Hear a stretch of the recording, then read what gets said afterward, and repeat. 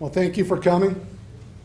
I'm Kent Brown. I'm the town administrator with the town of Milliken, and we're having a presentation tonight, or just an open or a forum on marijuana within the town of Milliken. The board is been talking about, been considering about whether to pass an ordinance regarding marijuana, and it was a suggestion to have a public forum and start talking about it in a little more public setting. Tonight, what we're going to do, I'm just introducing the topic, and we'll talk about it. We'll have Elizabeth Austin, member of the Board of Trustees, will present some information that's come to the, she'll be representing the board basically, and different things that have come up that the board has considered regarding this topic. We have Sergeant Mick Peters, and Sergeant Rick Jandigian. I'm going to butcher his last name, sorry about that, of the Milliken Police Department to come talk about law enforcement issues regarding marijuana. And then John Rotherham, who's a business owner, will talk about the marijuana business overall and different things that have occurred with the marijuana business and what it's like at this time. So, and then at the end, we'll take questions and different comments from people that are here and also the people that are watching on Facebook Live. So appreciate everyone who's willing to come out and see and hear a little bit, and also appreciate everybody who's tuned in on Facebook Live. Please be respectful with any questions or comments, and we'll try to pass along as much information as we can. If we don't know, we'll say we don't know, and we'll get an answer at some future time for you. As you can see, we've ended up with not quite enough room for everybody.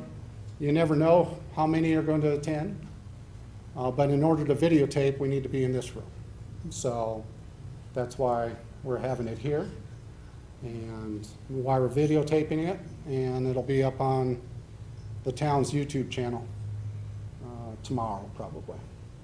Tomorrow or early next week. So with that, I'll hand it, what's that? Oh, and one more thing that Amber has reminded me is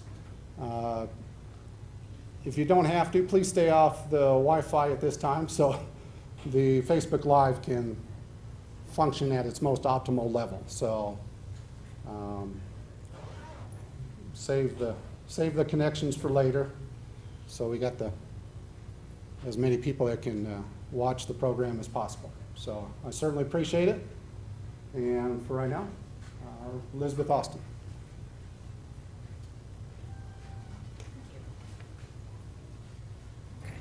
Good evening, everyone. My name is Elizabeth Austin. I'm one of your town board trustees. I was elected last year.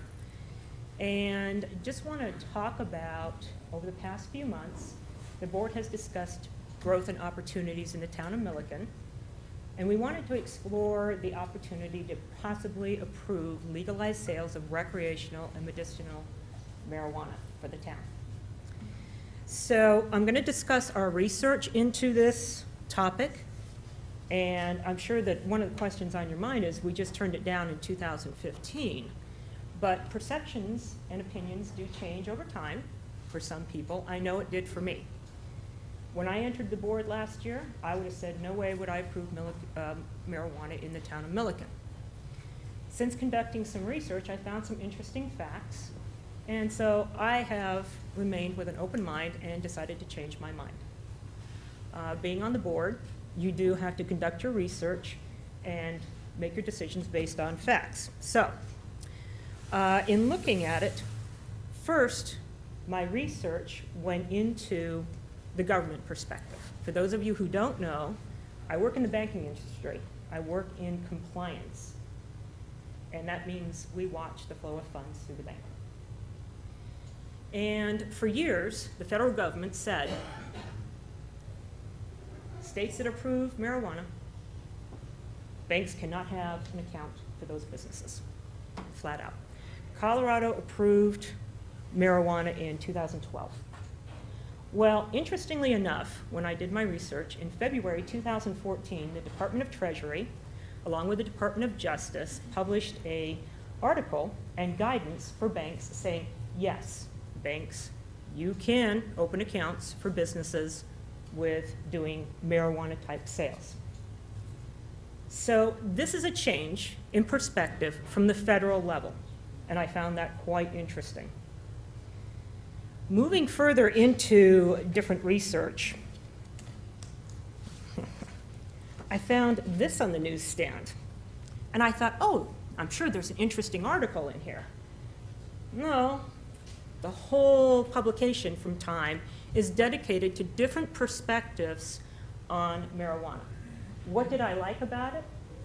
Is it was different viewpoints. It wasn't all bias pro, not all bias con. So I'm not going to read to you things out of this because it would make for a very boring presentation.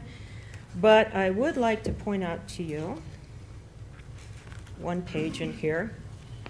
If you get a chance to pick up the publication, you'll find that there is a chart in here that shows by state how changes have occurred.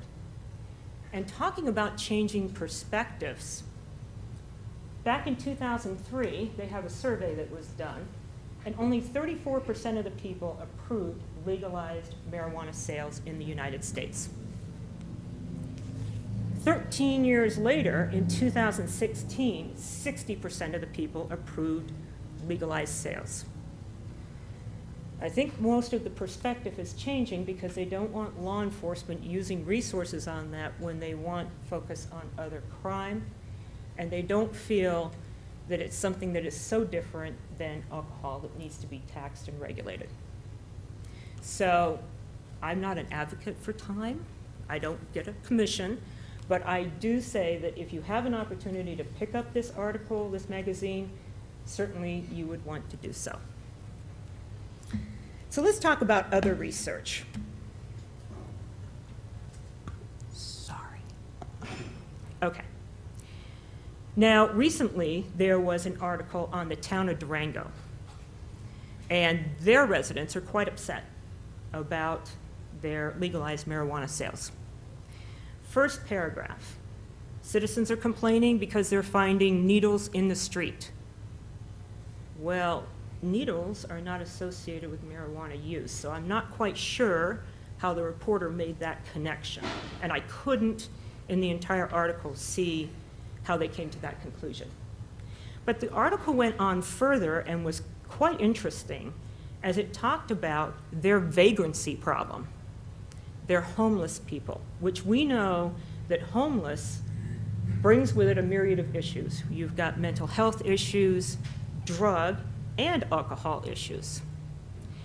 They went out to the sheriff of Durango, and the sheriff of Durango said, I can't make a connection between our legalized marijuana sales and our crime rates or our homeless rates. So he could not support what the reporter was reporting. Who else has a homeless problem? City of Denver. They had their homeless problem before they legalized marijuana. They seem to be indicating that it's growing. But they also, interestingly enough, did some things when they legalized marijuana that caused me concern. So marijuana was legalized in 2012. In January 2014, they had their first retail sales shop open. It wasn't until April 2014 that the council decided to put a moratorium on issuing licenses, 4 months after they started. Genie's out of the bottle at that time. By that time, they had 421 operations, 211 grow operations, 147 retail operations, and 63 that did both. That's one operation for every 1,500 and some odd people. I'm not a mathematician, but it's close. That's a lot. Furthermore, federal regulations state these operations have to be 1,000 feet away from schools and parks. What does that do to these operations? it condenses them into a smaller area. And I believe that Denver, and I couldn't confirm this before I come in, so this is not an actual fact, I believe that Denver limits it to 5 in a geographic area. But 5 is a lot. So, with this research that I found very interesting, we, the board, started to talk about what we knew, what we had found out, and what we thought. And the first thing that we talked about was location. Location is important. Where should it be? Because this is an industry that, if it was approved, would we want it in our downtown? And the answer is a resounding no, because the idea is to help support our businesses. There's limited parking downtown. You put it downtown, our downtown businesses, their customers can't get to them. We kill all the downtown business. We have an industrial area out this way.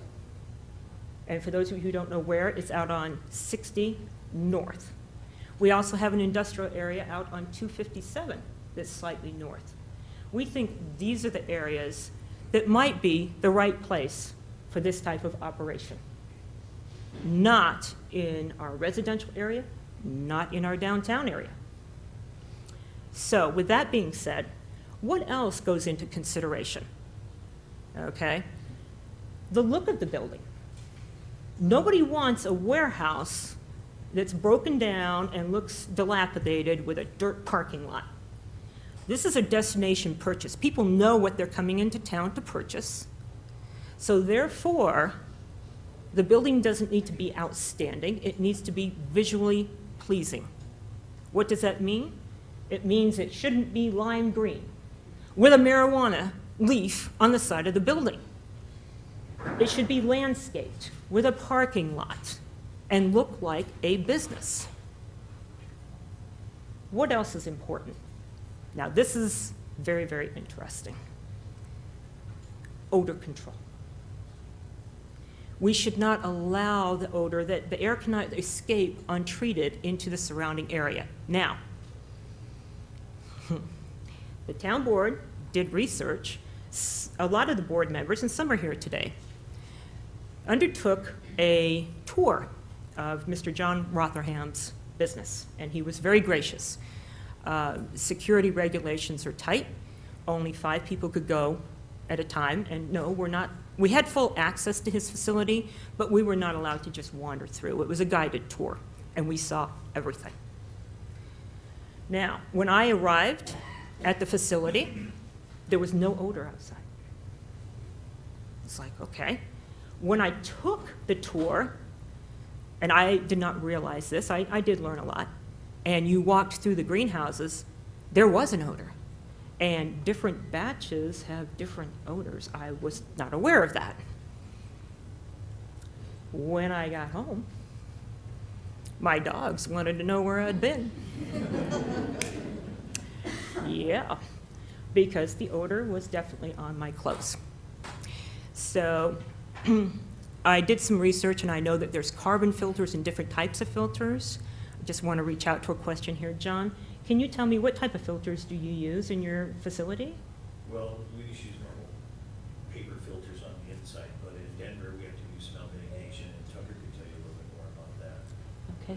We actually don't use filters. We use it's a UV light Mhm. that creates an ionizing particle that vaporizes volatile organic compounds out of the air, so it kills smell out of the air and drops it to the ground.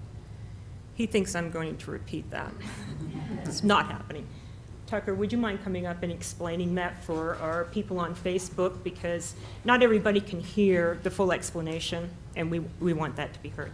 So this is Tucker. He's a horticulturist. How you guys doing today? How you doing, Facebook? I'm John's general manager of production. Essentially what these units are their UVC lights that shine onto zinc alloy plates, and that produces what's comparable to hydrogen peroxide that floats around in the air, and then that volatilizes mold and mildew, bacteria, it pulls the smells out of the air, and that's how we deal with the majority of our smell mitigation. It seems to be fairly effective. Thank you, Tucker. Okay. and I appreciate having you come up on the spot. That was not planned. There you go. So odor control is important. Furthermore, remember me talking about Denver and the 421 operations they have down there? We talked about the number of licenses. We think this is important. Recent report is the town of Milliken has about 6,600 people. And we know any business, capitalism is important. A little bit of competition is good. But what are the right number of licenses for the town of Milliken? The board discussed 2. That is competition, so we don't have a monopoly. However, that's 1 for every 3,200 people, something like that.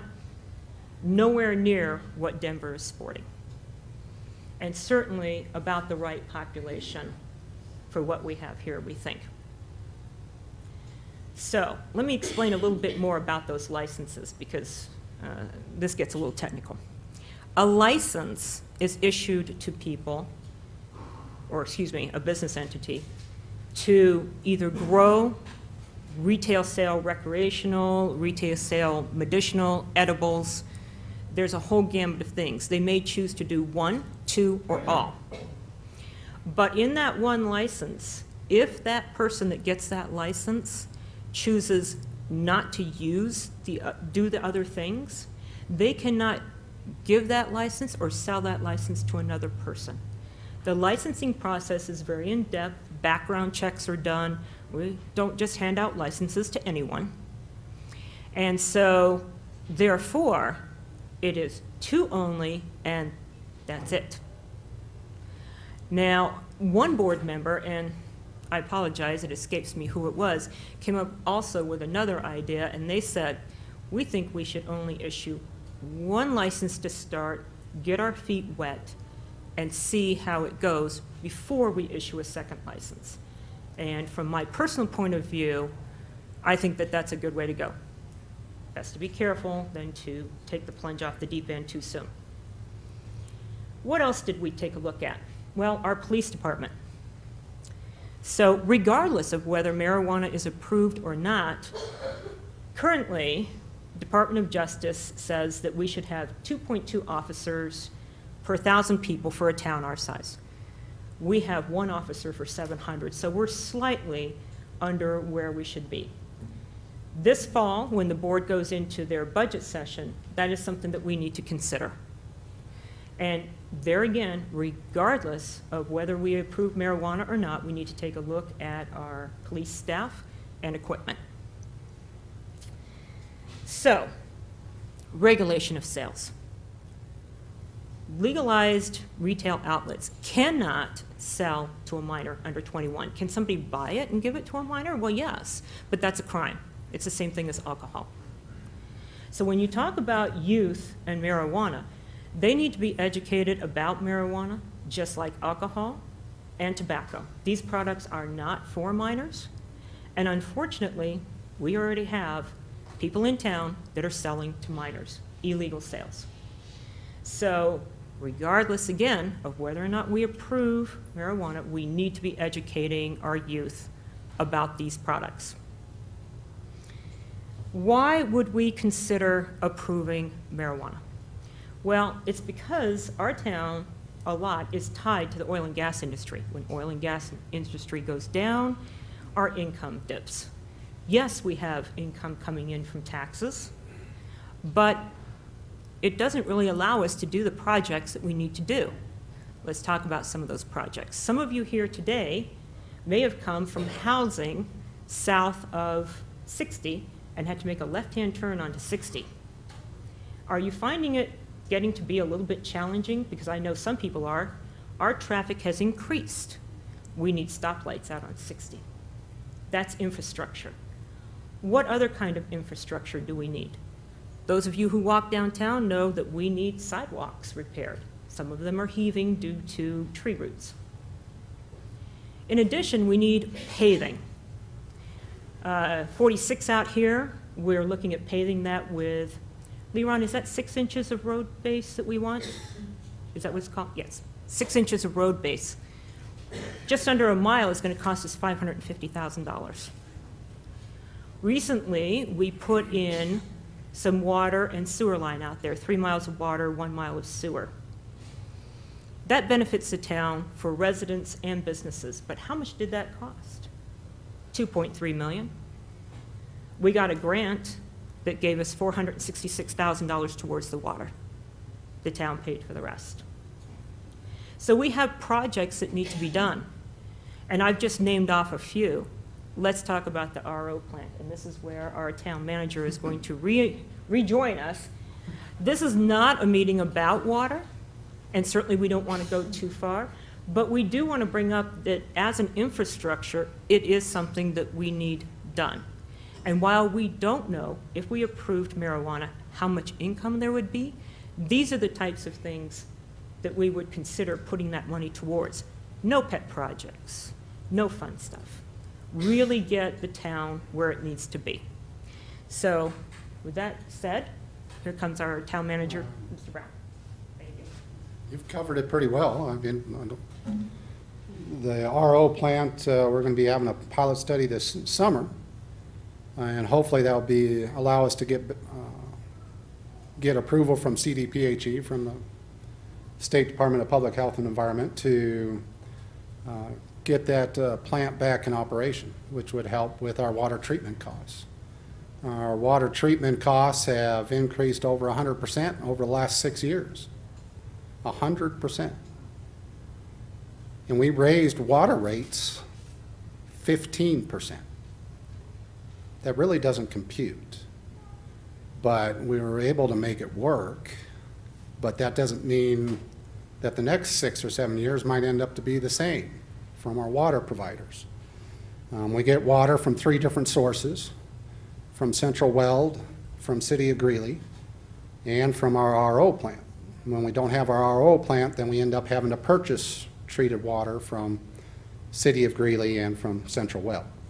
It's because we're in a river valley and we got 2 hills, so you got to have water coming from both ways, and unless you want to push water uphill, and it's pretty hard to do and it's real expensive.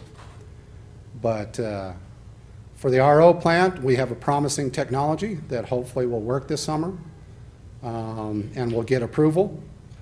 If it's approved, it'll probably end up to be, and it'll be another big ticket purchase.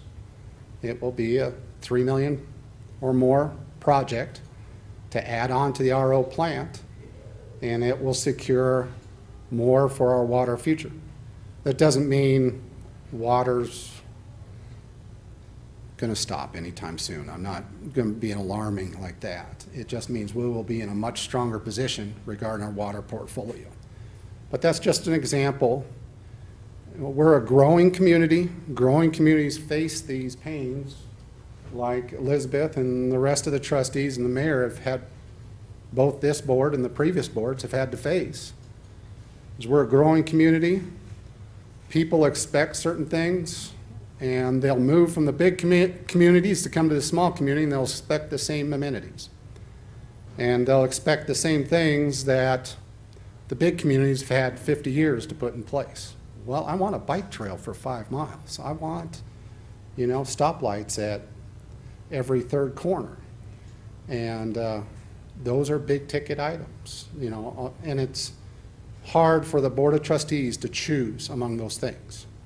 And when they bring up an additional revenue source from marijuana, there are plenty of real projects, real infrastructure projects that would be nice to have that revenue to help those projects become reality sooner.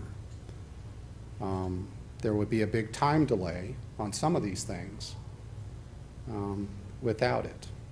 We had an election for sales tax 2 years ago to raise it to be a little bit more equal with surrounding communities. We actually have the lowest sales tax rate among all communities in Weld County, except for a couple that actually have a sales tax rate. Now, we don't have that many businesses in Milliken, but what sales tax is generated is at the lowest rate, and that helps the businesses here. It also helps when you purchase a vehicle, which I had to do recently. you know, those type of things. But when they, Board of Trustees were really wanting to look into this regarding the revenue that could be achieved from marijuana, part of the discussion is because of these big ticket items that keep staring us in the face. And part of it is because of growth. Part of it is because of regulations that require us to do more and more with what we have. And there's only so far you can stretch it. So that's why it became attractive to several of the board members to keep looking into it and really consider it, and then try to address it as directly as possible. So that's at least part of it as regarding the RO treatment plant. Did you have anything more to say, Elizabeth, for now? No, I'm sure they'll have some questions, so I'll be hanging out here. Okay. For now, I'd like to ask the sergeants, Sergeant Peters and Sergeant Jandigian, to come forward to talk a little bit about law enforcement issues regarding this. So, again, thank you for your patience. I appreciate you coming here.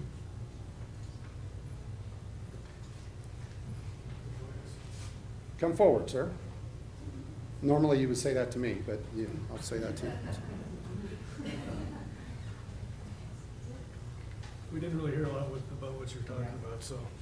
That's okay. I just want you to talk about what you see from a law enforcement perspective, both what currently occurs in town and, you know, what occurs between private individuals in town already, and what you see or have come across regarding police departments and other jurisdictions regarding marijuana businesses. So. How do we start? I've heard a couple different things, and one of them is the Garden City, their shop. Closer to the mic. Oh.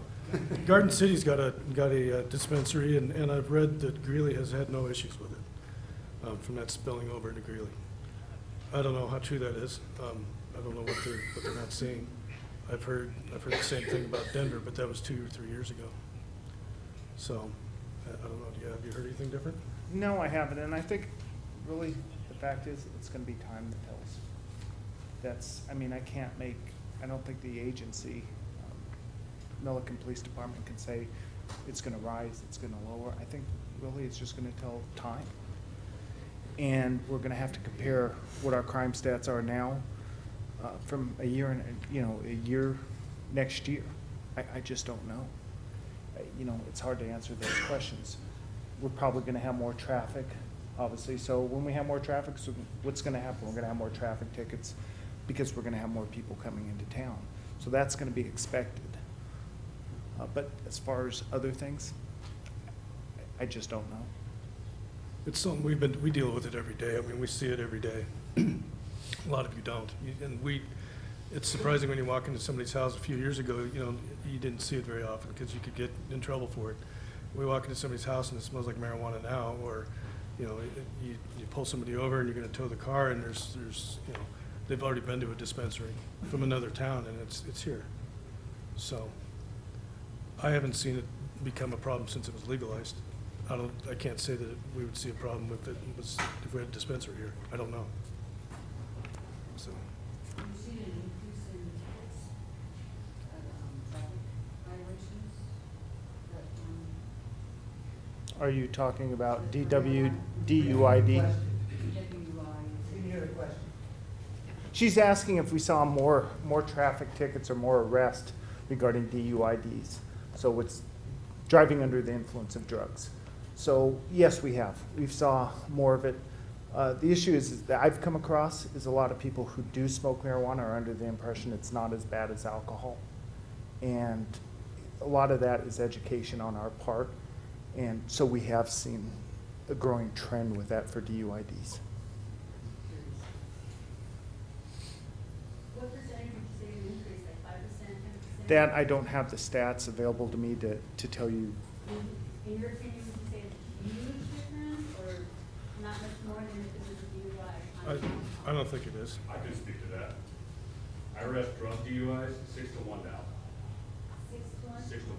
Would you repeat that again? Sorry? Would you repeat that, what you just said? Since we've legalized marijuana, I now arrest 6 drug DUIs for every alcohol DUI. Is it all marijuana or is it other drugs? It's kind of all across the spectrum, but a lot of them are. Excuse me, sir, which department are you with? State Patrol. State Patrol? Okay. So this isn't in town, we're talking Colorado or? I work Weld County, so I see it kind of all over the place. But, I mean, what we see in one place is generally in other places. I think it's fair to say that the increases we've seen as a state since we legalized would likely be mirrored if we brought the sales into town as well. But would you agree that because of the increase in population in Colorado, that would be a factor? I'm sure that is a factor, but the increase in the number of arrests has outpaced the sales. Are you in here? No, not quite yet, but that's interrupted. We have a question from a live viewer, and that's how crime is generally affected when a dispensary does open in a town. Does it even itself out? Is there a higher amount of just crime and vandalism in general, or does it decrease? I think it really depends on a lot, the security. It really, again, it's gonna be really hard to tell until we compare the crime stats that we currently are looking at right now to once this dispensary opens up and being able to look at it and compare what the stats are. I don't think we can make, can really say right now. Are there any stats from Garden City that can say one way or the other, since that is the closest town that does have a dispensary? Not that I have available to me. Okay. Well, we can get those Okay. as far as those stats. And they actually have But- two. The Weld County, one of the deputies is here and he said they don't keep track of those They stats. keep track, well, they keep track of the general stats. Have you talked to any of the PD in Fort Collins? They're, people who've been around for a while have a pretty good experience of the difference between, no marijuana, medical marijuana, and, the system that they have now. No, I haven't. They probably, I realize that's not numbers, but they could probably, give you a pretty good perspective on that. Aside from the financial approach to this proposal, aside from that one, are there any other benefits to this other than the medical one also? What are the benefits out there? Actually, yes, there are. Yeah, I was gonna say, I really don't feel comfortable answering that one. Perhaps that was the wrong question to ask. Yes. Sorry. Okay, I'm sorry. So, yes, what we're hoping for in additional benefits is as people come to make their purchase and they come back through, we're hoping that it will increase sales for our current businesses, whether they stop at the gas station or one of our food establishments, something along those lines, and help increase their business in addition to their purchase that they're making. So we're hoping for an overall increase in business. I do want to digress to also one of the other questions about crime stats, because I did a lot of research and I read a lot of statistics, and my job is to read statistics. And I will tell you, it is confusing. And there is a lot out there, and you have to be careful when you're reading those stats as to who is publishing those stats and possibly what their agenda is, pro or con. So that's why I didn't bring you any statistics from my research, because I didn't have a high level of confidence. Some of the research I noticed didn't take into account our shifting population or economic trends. With a downturn in our economy, there was a downturn in income for people and jobs.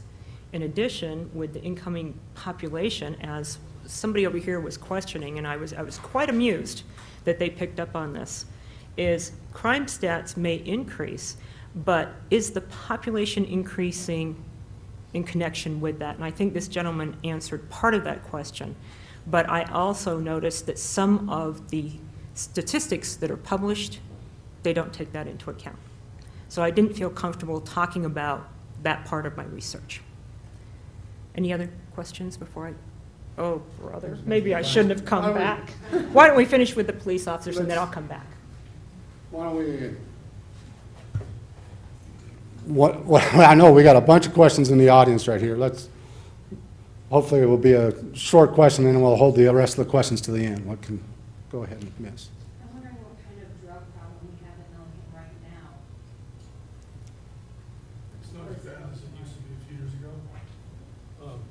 We used to have the same problems as, I mean, the drugs are around. They're in every town. We're not seeing a lot of it right now. We haven't seen a lot of it in a few years. And I don't know if it's because we've got a few more officers and we're working the streets a little harder, or if people are just not doing as much. I don't know. Is that general, or is that like that, is that cocaine, is that acid, you know? It's like any other drug. You're gonna see those around. Right. It's on a smaller scale here, if we find it, much smaller. Now, the State Patrol, I'm sure you guys are coming across large amounts of that stuff. I know you are. But more, if we do find it, it's very small scale. I've worked on both aspects of pharmaceutical, and I currently work in a dispensary. I personally have old clients from my pharmaceutical company that I work for frequenting the dispensary, and they're no longer taking their morphine, which is a very addictive drug. They're no longer on their anxiety meds. Our folks with PSD, they're not taking their anxiety meds. They're controlling themselves with not only THC but with CBD. There's a whole benefit to besides, and I commend them because they're stepping away from those doctors that are prescribing those and getting them addicted to the pain med themselves. The fentanyl that's going around and people are snorting fentanyl. I mean, it's worse than what we're gonna see with medical marijuana or rec marijuana. They're at least doing it safely and not ingesting it the wrong way and doing more damage to themselves or others around them. I can understand that. I bet, sir, you have a question for law enforcement. I used to take pain medicine for my back, post-traumatic stress, and all I use is marijuana now. And I don't have to take painkillers. Good? Good. It is a positive thing. I appreciate it. Miss in the back, did you have a question for the law enforcement officer? No. Okay. Well, For the, okay. so can it hold till the end? Yes. Okay, thank you very much. You guys can step away for now, but we may call you back. Gang-related, medical or marijuana, see gangs starting to form up there. You think it'll be a problem? The question was whether there was gangs involved with, because of the marijuana. And the officer said, no, they have not seen that as yet, so.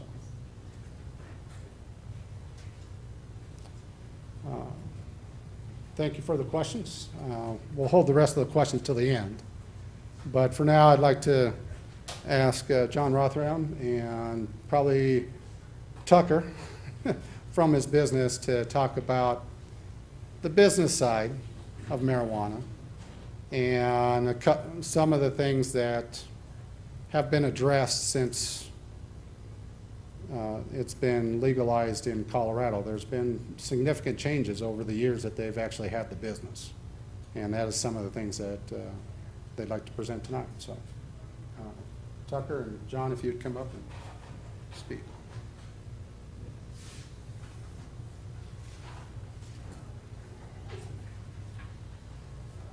Hello, my name is John Rotherham, and I own Nature's Herbs and Wellness in Garden City and Log Lane Village and the Denver Tech Center in Denver. And Tucker Eldridge is the head of my production and runs my kitchen and all my edibles and my grow operations. The city's asked me to talk on a few different points, and one of them is banking. We've been in this business now 7.5 years. We were fortunate enough to have a bank for the first 6 years. It was a credit union. And then we got kicked out, like she said, in 2000, well, a while back, the feds did come out and say that the banks could do business with us. But when they reiterated the fact that they had to be able to prove that we weren't laundering money to be able to do business with us, otherwise they could lose their bank assets, all the banks bailed out. And the banks that stayed in it, there's about 3 or 4 in the state. And fortunately, I have a bank, and it's very expensive. In order for them to be able to prove that I'm not laundering money, they have to have accountants tied into my point of sale systems, my nightly deposits. We report our sales to the state every single night, and they have to match our deposits. That way the banks can prove that we're not laundering money. Well, to be able to do that, they have to hire a lot of accountants. And We pay anywhere between $1,500 and $2,500 per account a month, and we don't get no toaster oven. And they question every single check, every transaction, everything we do, because they have to be able to prove that we're not laundering money. So the banking industry is very scrutinized. They scrutinize every single thing we do, and it's very, it's difficult and expensive, but it's something that we do to do it. And for about a year, we didn't have a bank, and I'll tell you, it's a huge public safety hazard to go pay your sales tax in cash, to go pay payroll tax, to pay my payroll. I have roughly about 180 employees, and to pay that in cash I can't even tell you how stressful that is, and dangerous that is. I mean, so, you know, to have a bank, I don't care what it costs. We'll do the regulatory process. And the way that I've always looked at this business is the more regulatory process there is, the more it legitimizes this business. I didn't come from this business. My father and I had 2 grocery stores, one in Fort Lupton and one in Dacono for 19 years.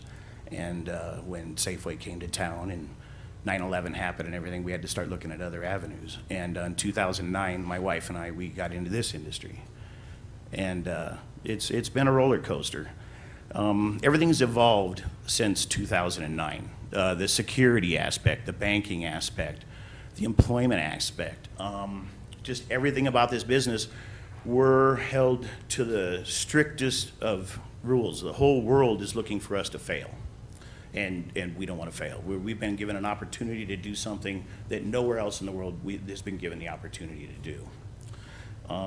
Security. I own my own security company now. We have armed guards at all of our facilities. Wherever we have plants, everything goes into big, huge safes at night. Everything's locked away. Alarm systems, camera systems, motion detectors. I'm running about 450 cameras right now. And it's all state mandated and city mandated, because the cities usually follow suit with the states. But one thing I also want you guys to realize is that the city can make up their own rules in any way and fashion they can. They have to do a minimum of what the state requires, but they can do a maximum of whatever they feel that is warranted. So the minimum is just what the state requires. But we, like I said, we have security and cameras and everything, and wherever I have plants, we have overnight armed security, and then we also have monitoring companies that monitor our cameras and our systems at night. The sales process. When a customer comes in, first off, you have to be 21 on the recreational, and on the medical, you can be under 21 if you have virtual separation. So if you have a totally separate area where someone under 21 that has a medical card that's 18, they can go in, but they cannot be in the same room as a recreational sale. So that's separated. And then we check IDs at the door, and then that's in the waiting room. And then once you're buzzed back, we only allow 2 people per salesperson at a time. Once you're buzzed back, you have to show your ID again. So all the IDs are checked twice before any transaction. And then as far as the sales go, everything goes into an exit bag, a child-proof exit bag or child-proof container when it leaves my building. And so the sales are all recorded under camera, and everything has to leave in a child exit bag. And then I'll field some questions if anybody has any questions on anything. I'm just going to go through the topics they asked me to talk about. The type of operations that we have in licensing, you have the grow, the retail sales, the edible, the medical sales, and then you have testing. I'm going to let Tucker talk about the grow and what all entails in the grow and what we can do in the grow. Folks doing tonight? Essentially in the grows, everything is tracked with an RFID tag from seed to sale. So when we cut a clone, it's got an RFID tag associated with it, and that travels with that plant all the way up through the entire system until it's finished product and it's sold out of the store. The state can track those plants virtually through their system at any given time. When they do inspections, they can track the location of any given plant in the facility with an RFID tracking gun. So every single plant is accounted for. Every bit of product is packaged in RFID packages as well. So they can track all of the weight of those packages as it's sold through each night. There's quite a bit of consistency in the chain of custody. There isn't any point where there's something that can fall through the cracks. Everything from our product sold, to our trim we cut off of our plants, to our waste that we're destroying is tracked by the state. As far as edibles go, it's the same as product is moved through, it has to be labeled in a very specific manner. We have regulations indicating that it's in child protection, that there's potency testing, so the potencies are consistent, that there's pesticide testing to make sure there aren't any strange contaminants. There are mold and mildew tests. There are residual solvent tests for concentrates that are made with potentially dangerous solvents. So everything is regulated in a very specific manner in regards to testing of edibles. How is this industry compared to other industries for molds and mildews? It's unbelievably prohibitive comparatively. We have what's called a colony forming unit, is how you measure mold and mildew. We have a limit of 10,000 colony forming units, which is magnitudes of 10 less than like the food industry would be for most edible products that you'd get out of agriculture. Is it labeled like a medical tube device or? Essentially what it does, what we do is we're required to provide all of that information on the label in a very specific manner. So you'll get potencies in a range of every potency for that specific type of plant that's been produced over the last 6 months. And we have to have every batch tested for potency and for microbials. So it's labeled as a medical Yep. device? Like, has the same stringent guidelines as a medical device, tampons, Kotex? It's not sterile because it's a plant product. No, sir. Medical sales, different from recreational sales because you have to have a medical card. It has to be issued by a physician and you have to get it through the state. And then you have to present that card when you come to do your purchase. And the potencies are higher on medical patients for like this gentleman because on the recreational side, our edibles are limited to 100 milligrams. Where on the medical side, it's like sky's the limit. Tucker can tell you about, we have one of the youngest patients in the state and her name's Addison and he can tell you about her. She's 2 years old. She came over with Dravet syndrome. There are people who have seen the CNN special. She has a seizure disorder. She uses CBD, which is a non-psychoactive constituent of cannabis, and then THCA, which is also non-psychoactive, to mitigate her seizures. She was having 200 minor seizures, head drops, and things like that when she first came to Colorado. They had her on barbiturates. They had her on all sorts of horrible anti-seizure drugs. And she's now at the point where she's having one seizure every 4 to 6 days, and usually they're minor. She's going to school. Has a radically improved quality of life over what she had in Ohio. So it's significant. Sir? How much water are you gonna use? I have all my water trucked in from McDonald Farms and right now we're going through about 14,000 gallons a week. And that's with roughly about 8,000 plants with medical and recreational both. And you're gonna bring your own water in? I am right now. That we truck in our own water right now through McDonald Farms every week. They come about twice a week. Yeah. Okay, just to be clear, Mr. Rotherham has agreed to be a consultant for us. There is no agreement to bring his business to town or anything like that. It's still in the consideration phase for the town of Milliken. So just want to make that clear for you, make sure that there's no misconception that, you know. Yeah, I'm here to got answer any business. questions about this business. That's what I'm here for. Anything you guys would like to know that I can answer. Like I said, I've learned a lot in 7.5 years. I don't come from this. When I started this business, I'll be honest with you, I smoked pot, but I'd never seen a plant before in my life. And now we're running over 10,000 of them. How much taxes do you pay every 3 months? It's really high. I mean, I don't like to flaunt that. I really don't. I can tell you what the city can, where the city's gonna get their benefit on the taxation. What we get taxed is you get normal city and state, okay, on the medical side, and that's all you'll get. So you'll get I believe, 2.9% is your city. And then on the recreational side, it'll end up being just over 30%. So you'll have 15%. So every pound that I produce in the back, I have to pay a 15% excise tax on what they consider fair market value. And the state adjusts fair market value every 6 months. The governor just signed it on the 2nd. They're gonna start adjusting it every 3 months. And so they consider what the fair market value is. So I have to pay 15% of that. There's where you guys will get your money. And then the sales tax, there's an additional 10% on the sales tax, and the state gets that. What happens to that 15% is it goes into a pool. All dispensaries, 15% goes into this pool. Whatever percentage that your town produced, that's the percentage that you get back out of that pool. For instance, Log Lane Village, they came to me and asked me if I would be interested in coming to their town, and we helped them write their rules, and we came to their town, they had a water tower to pay off. We paid off their water tower in less than a year. Yeah, So this pool is from all dispensaries in the whole state, ma'am. Yes, ma'am. And then the percentage that you contribute is what you get out of the overall pool. Let me take this question here. So you said that you truck in your own water and pay for your own water. Is that, like, one of the state regulated things, or is that? No, ma'am. The city says you have to do, or you just choose to do? We choose to do that. That particular facility is on a well, and if I was gonna run that through a reverse osmosis system, I'd lose over 50% of the water, and I just can't waste that much water. So we truck in the best water we can and use it fully. One of our live viewers wants to know that if you or even just somebody else were to come in and bring a dispensary to town, are they more likely to bring their own staff, or would there be room for employment for Milliken residents? No, it would totally, we hire within the town, just like in Log Lane. The general manager, the manager that I have out there and everything, Lacey, she's now my daughter-in-law. And, but she lives in Fort Morgan, and that's where I hired, all my help lives in Fort Morgan. There's nobody, none of my people in Fort Morgan are from anywhere else. In that, I thought. Go ahead.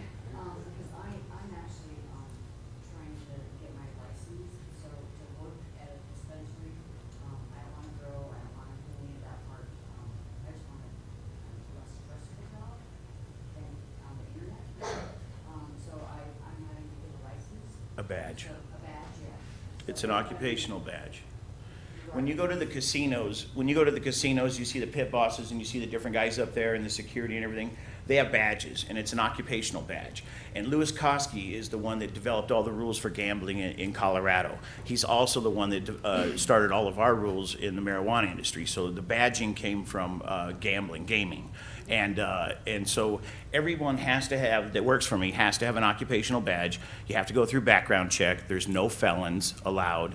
They're really strict about it. It's just like gaming. When it passed, it was supposed to be treated as alcohol, but it really is treated more like gaming. John, could you please answer for the people, when you transport marijuana in a vehicle out of your facility to maybe another facility, could you explain how that's done? It has to be done by a badge person, and then a manifest has to be made for exactly what's going to be transported. We have to let the state know the exact route that it's going to be taken, what time it's going to be taken, whose badge number is going to be transporting the product, and that it's been accepted on the other end as soon as it gets there. And it's all through the metric system, through the state. Yes, sir. I'm just interested in one thing here, well, all of it actually. Why do you need to sell recreational marijuana? Why not just the medicinal one?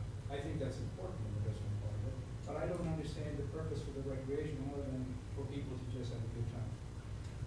There's a lot of people that they have this stigma of being on the list. I mean, I was surprised also. On the list? I don't On the medical marijuana list. Okay. It just has a stigma. People don't want to be on that list. They don't want to be associated with it.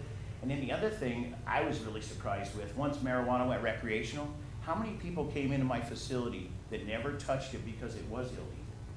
They didn't know nothing about it, but now that it was legal, they wanted to know everything about it. They wanted to know how to use it. They wanted to know how to start and everything. I mean, it was amazing to me how many people never did it just because it was illegal. And there's a lot of people that don't have medical problems, or maybe they do have, but they're not severe enough that they feel that to get a card.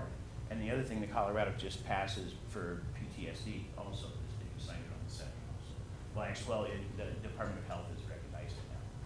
That's medicinal. Correct, for medicinal, yes. Yeah, but doesn't that though develop into other potential uses of other drugs? I think from the law enforcement perspective.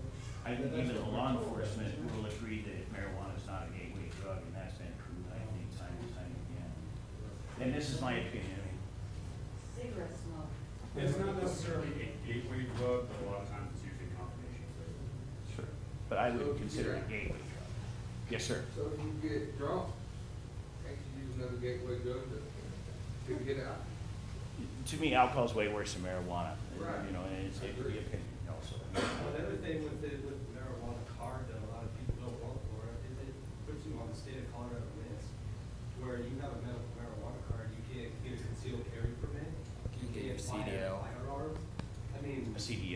right.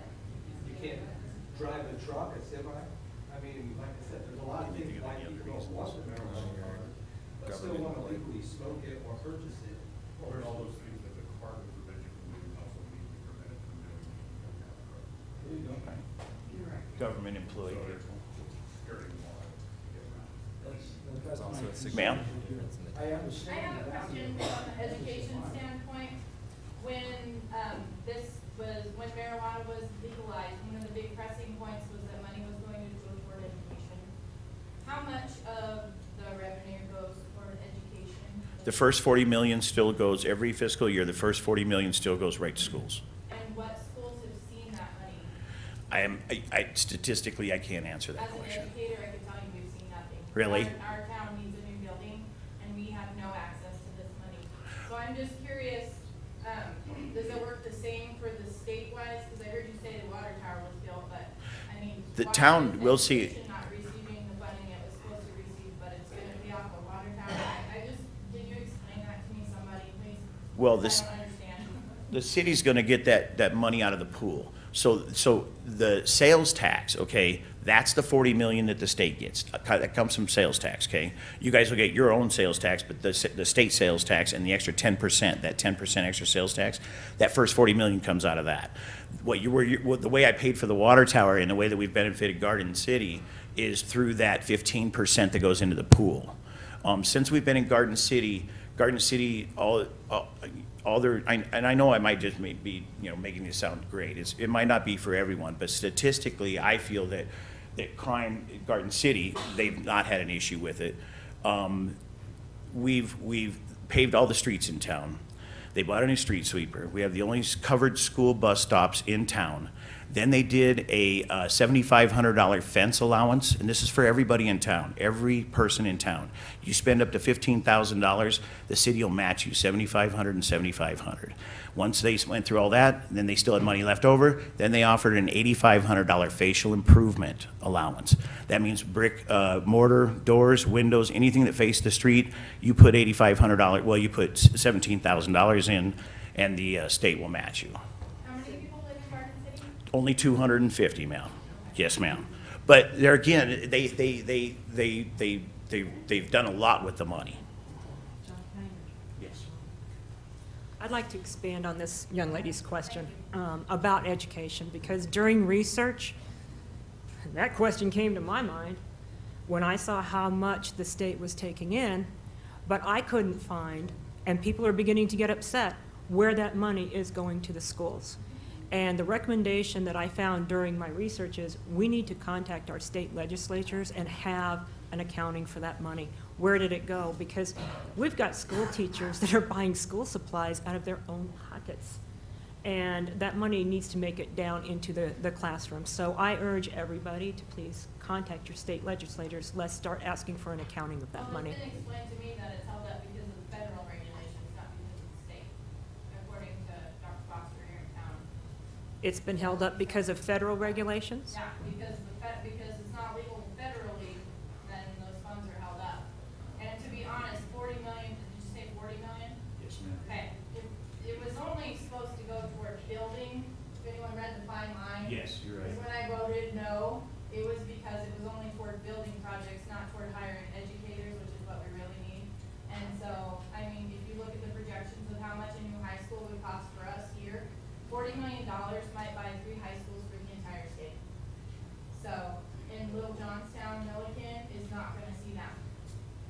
So, just to educate you guys on that I part. might also say But I there, mean, it may do things for the town, but it's not gonna do anything for education, so don't get your hopes up for that. on that 15%, I agree with you, but maybe not as much, but the sales tax and everything else, it'll still benefit the town.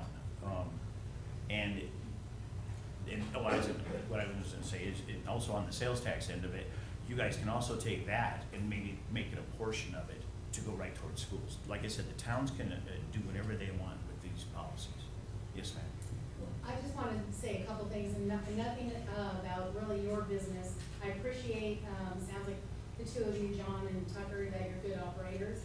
My concern is, what if we get not so good operators in our town, Milliken? And then a couple other things I just want to make a point about. I don't know, some of you probably know me, some of you don't, but I was on the town board here in Milliken for 8 years. I was the mayor pro tem. During that time, we had lots of discussion about marijuana and having it in our community. And I just want to make a statement that, first of all, I think everybody, all adults have the right to partake if they want to. I think it's a freedom issue for me, and I don't care if people do it. It's an individual choice thing, but I think it's bad for our community, and there's a couple reasons why I believe that. First of all, I think the town really needs to look at what the revenues are actually going to be, because just listening to Sabrina and the money that's supposed to be coming into education, I just attended Colorado County's Inc., because I'm county commissioner here in Will County, and we had a whole session on marijuana. There are a lot of counties in the state that do allow it. There's a lot of counties that do not. But the presentation was by Uray County. They initially allowed 5 licenses. They are now allowing 8. They projected revenues to come in at $250,000 the first year, and they collected $47,000. Then the next year, they reduced their revenues because of what happened the year before, and they have a 5% excise tax. Their revenues so far collected in 2017 are $26,000. And I have a letter that I'm going to present to the board, because one of the things I think is very important for us to look at as a community is what are the costs compared to what those revenues are. Because I think there's a lot of costs and a lot of concerns that I heard during the session I just went to, but I've also talked to a lot of communities that do have it. And there are a lot of hidden costs that the town may not realize. There's building inspection, zoning compliance, licensing, administration, attorney's fees, all those kinds of things, and I outline them in my letter. But I think more than that, it's as community leaders, and I feel like I'm a community leader. I've lived in Milliken for 14 years, and I just want to read to all of you kind of my final statement. And I said, beyond the costs and potential negative impacts to Milliken, this is the moral issue for us as a community. Many in our community are working on so many great things for our youth in Milliken, including our Parks and Rec facilities, our new Boys and Girls Club, Communities That Care program, the work that Sylvia is doing with our police department and our municipal courts with our youth, the work our schools, our teachers, the local Rotary Club, our churches are all making these efforts with our kids and providing a solid community for them to live in and to stay in. And I think, to me, this is a bad message for our youth by saying it's okay to have it in our community. And I just think as community leaders, we need to take a stand on it. What I'd like the town to do is really look at all the issues, the costs and the revenues, as I said, but I think to go back to the vote of the people. Because it was a 65% vote that said no, they didn't want it in the community. So I just think if things have changed, if perceptions have changed, that's fine, let's hear from the people. I think it needs to go back to a vote. So that's my statement. Okay, thank you. So, for those of you who did not know, that was our Well County Commissioner, Julie Cozad, who was speaking.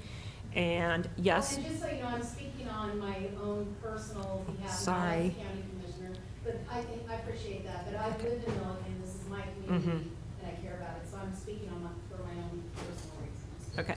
Thank you. So, one moment, and I just answer her question. Yes, to your point, what happens if we bring in a bad actor in this whole thing? That is why we recommended issuing only 1 license first. Let's see how it goes, and make sure that our ordinance is tight and that we can address any issues that are of concern. Because we've had good 2 years to learn off of what other towns have experienced and things that should and should not be in that ordinance. And yes, it should be in the ordinance that we have the right to immediately shut down operations if they are not in compliance with the ordinance. And yes, they do have to have inspections. We do have a licensing process, so we do have to have a method by which to shut that down if they are not in compliance. Question? It appears to me that a lot of effort and time has gone into this business. And I would really like to know what alternate business has the board been looking into such depth to produce some revenues and building up of Milliken County besides a marijuana shop? We have looked and explored at, we don't have enough rooftops for a grocery store, so that was out. We took a look at possible truck stop, because we do have a lot of trucks coming through town. Unfortunately, there again, we didn't have enough trucks coming through town to warrant a truck stop that would help bring in revenue. We are soliciting a business possibly for the grain elevator, thank you for the word, out here. So we are putting efforts into other businesses, but as I had indicated, we have limited shovel-ready property. We've got to pay to get the water and gas to those properties in order to have businesses attractive to our community that will bring us that sales tax revenue. I'm sorry, you waited. Yes, ma'am. Okay, I just had a question in regards to, do you put a limit on how much somebody can purchase? The state puts the limit on. Okay, Yeah. I'm not familiar with it, so I just, Okay, I'd like to know that somebody's not gonna walk in there and buy a whole bunch. so the question is, yeah, the question is there a limit to how much someone can purchase when they're making a purchase at a marijuana facility? Do you happen to know the amount? It's 1 ounce per transaction. It is 1 ounce per transaction. How many transactions per day are they allowed On recreational, on both sides? on recreational, you're allowed 2 ounces per day. And on medical, it's not tracked, so it's treated as alcohol at that point, so it's per transaction. On medical, you're allowed 2 ounces per day per the state, and on recreational, it's 1 ounce per 1 ounce. transaction, but people are not tracked by anything but their first name in systems. And so if someone came in 6 hours later to another bud tender, there'd be no way to actually track that in anyone's. So I can't sit here with you and do 12 transactions in a No, row, ma'am. so it takes 12 hours. No, ma'am. The question was, can you do 12 transactions in a row? The answer is no. You said 1 ounce, what you can buy. How much of a joint does 1 ounce actually make? Does that make 4, 5, 6, 7? Just a moment. So the question is, how many joints can you make out of 1 ounce? Gosh, if they were half-gram joints, then you'd have 56 joints. I don't know. I used to live in Denver, and we were up Broadway one day here 2 months back. Within a 6 or 10 block area, that was just south of Evans on Broadway, there was like 8 or 10 stores. That didn't come out all the 8 or 10 that were on the north side either. It's called the Green Mile. Okay, so what the gentleman in the back is referring to is the Green Mile, where there's 8 to 10 stores in an area. And if you remember when I first spoke about the number of businesses that the city of Denver allowed, 421. And because they have to be 1,000 feet away from parks and schools, they're concentrated in areas. Okay, I'm going to work from right to left. Sabrina. As a business owner, have you looked into how much revenue you think Milliken would make if you were to open here? I want to say we had Cheryl from your town council had Cheryl and I come down from Garden City, and the figures that Cheryl gave at that time was $1.3 million that they got last year. That was in their bank account. So that's the revenue, and then the tax would be. That's just the tax. That's their. Is my understanding that it costs $500,000 to put up a street light, is that correct? No, about 150 to 200,000 Okay. is I'm sorry, let me get a little closer. Street light is about 150 to 200,000. Stoplight, street light. I'm sorry, there's a difference. The figure that I was quoting, we were talking about paving 46, less than a mile with a 6-inch road base at 550,000. And the stoplight depends on the intersection. Our intersection at Highway 60 and 257 ended up significantly more costly than that. That ended up about $1.5 million because of the railroad there and because of the 2 state highways and what CDOT required the town to do. But it can be anywhere from 150 to 300, 350,000 per stoplight. So. This young lady back here has waited patiently. Please, ask your question. So the areas that you guys are proposing would be good for this are generally on the outskirts of town. I don't see how having something on the outskirts of town is going to generate any business for anything here in downtown, because realistically speaking, you would be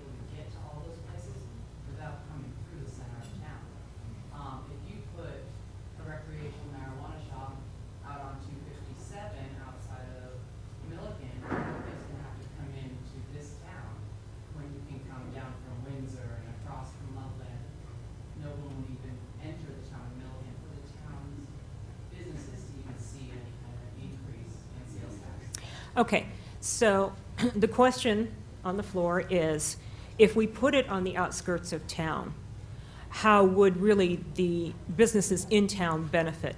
There would still be some people that would come through town, but we are also trying to limit the amount of traffic through town, because as many business owners downtown will tell you, we have traffic that is not slowing down. We don't want to funnel a lot through town. There would still be, however, some coming through in different ways, and they would see the gas station and the other businesses. Would it be every purchase? No, they wouldn't actually come through town. Another question? Wait, oh, I was curious, sir. so do you only sell when you grow?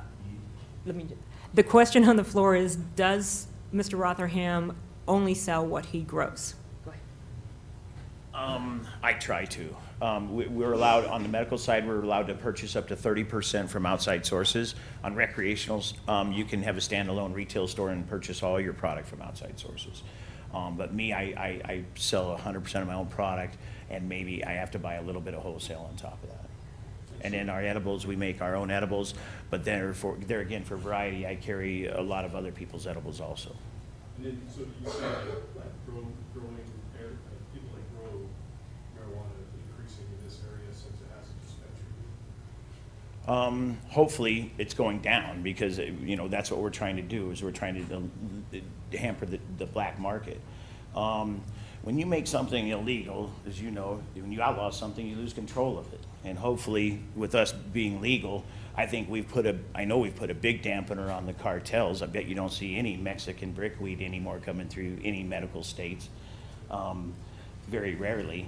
I'm sure you might still see some, but I'm sure it's gone way down. It's had to have, because it's just, there's no interest in it any longer.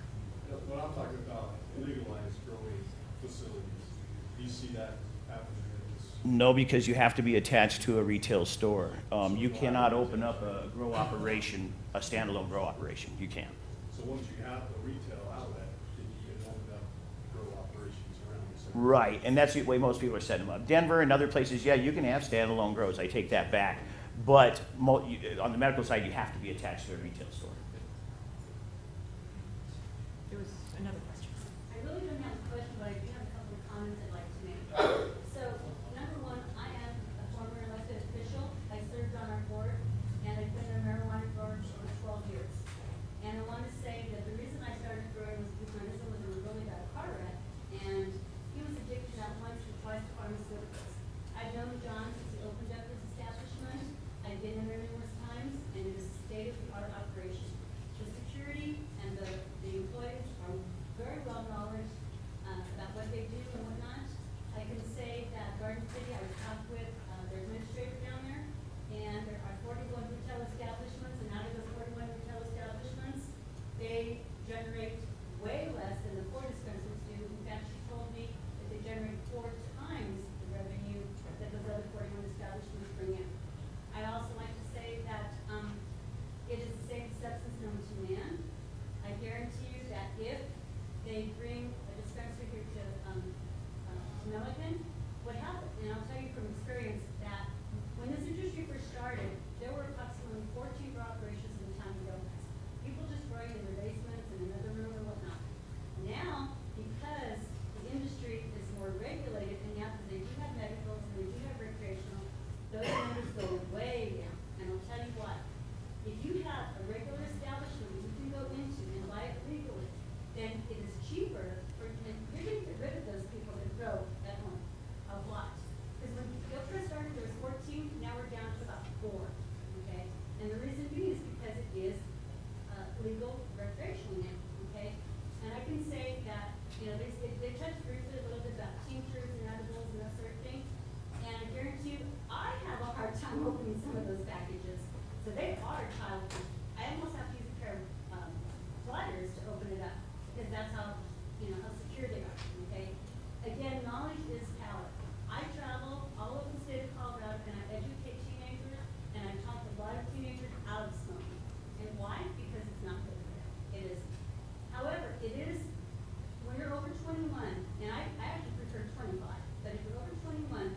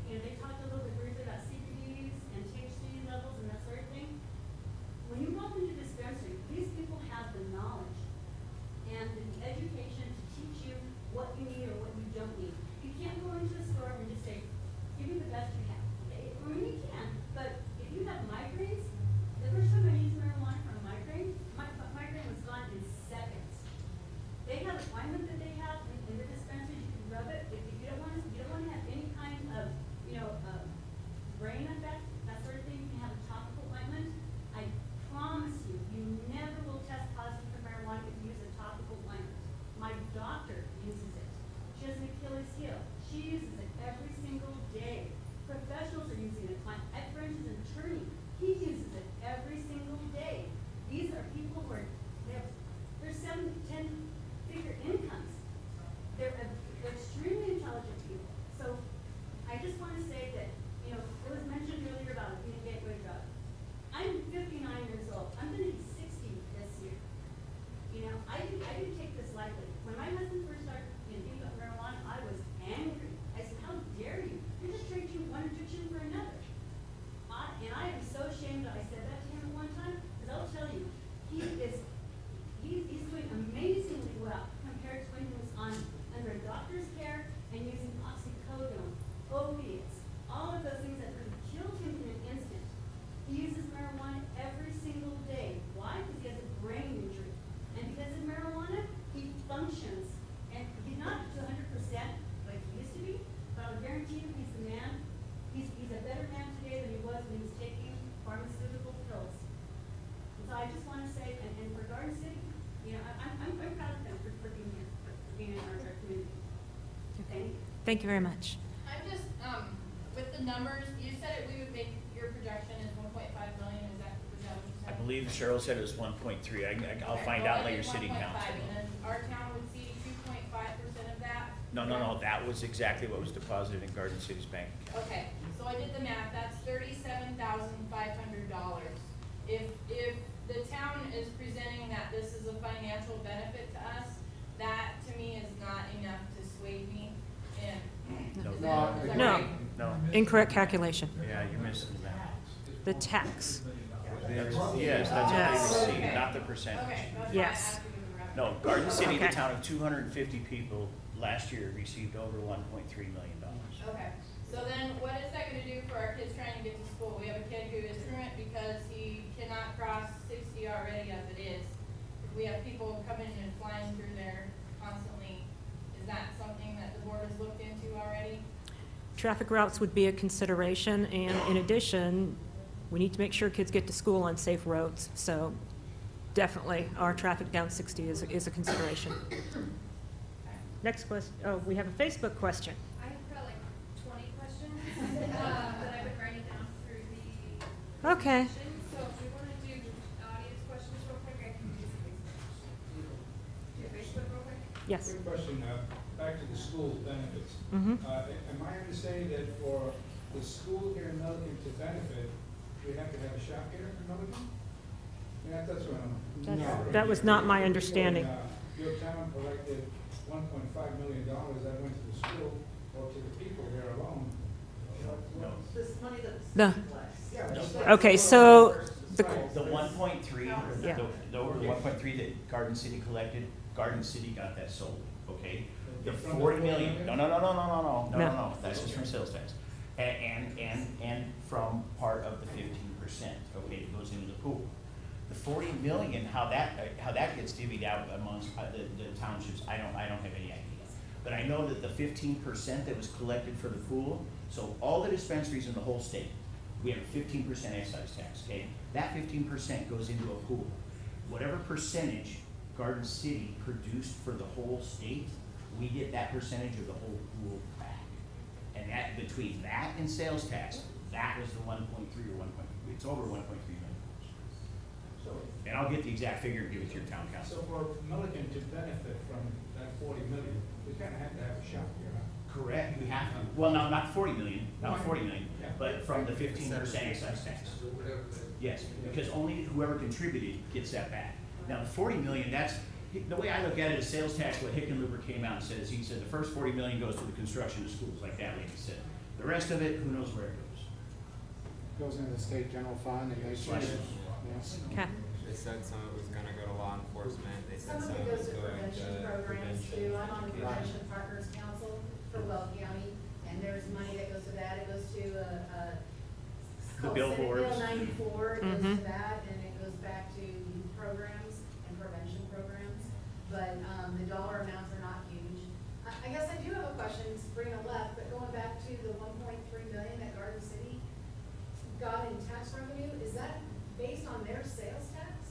Their sales tax and the 15% excise tax. Okay, so they have a 15% excise tax, They get they get a portion of the 15%. the state excise tax. Correct. And then. And then their the sales tax. Sales tax. Yes, their sales tax. Okay. Yeah, Garden City has 4 stores. They did quite a bit of revenue. Any other okay, so we get 3 more questions, and then we'll start hitting the Facebook questions. Gentleman in the front. Well, it seems to me like everyone is kind of talking, telling their story or whatever, but, and my research comes from Fort Collins. We moved here to get away from the drug culture. We had a neighbor staff 3 doors down from us. Kid walked into his house during the day, it was on the news, and, anyway, he was looking for cash for marijuana.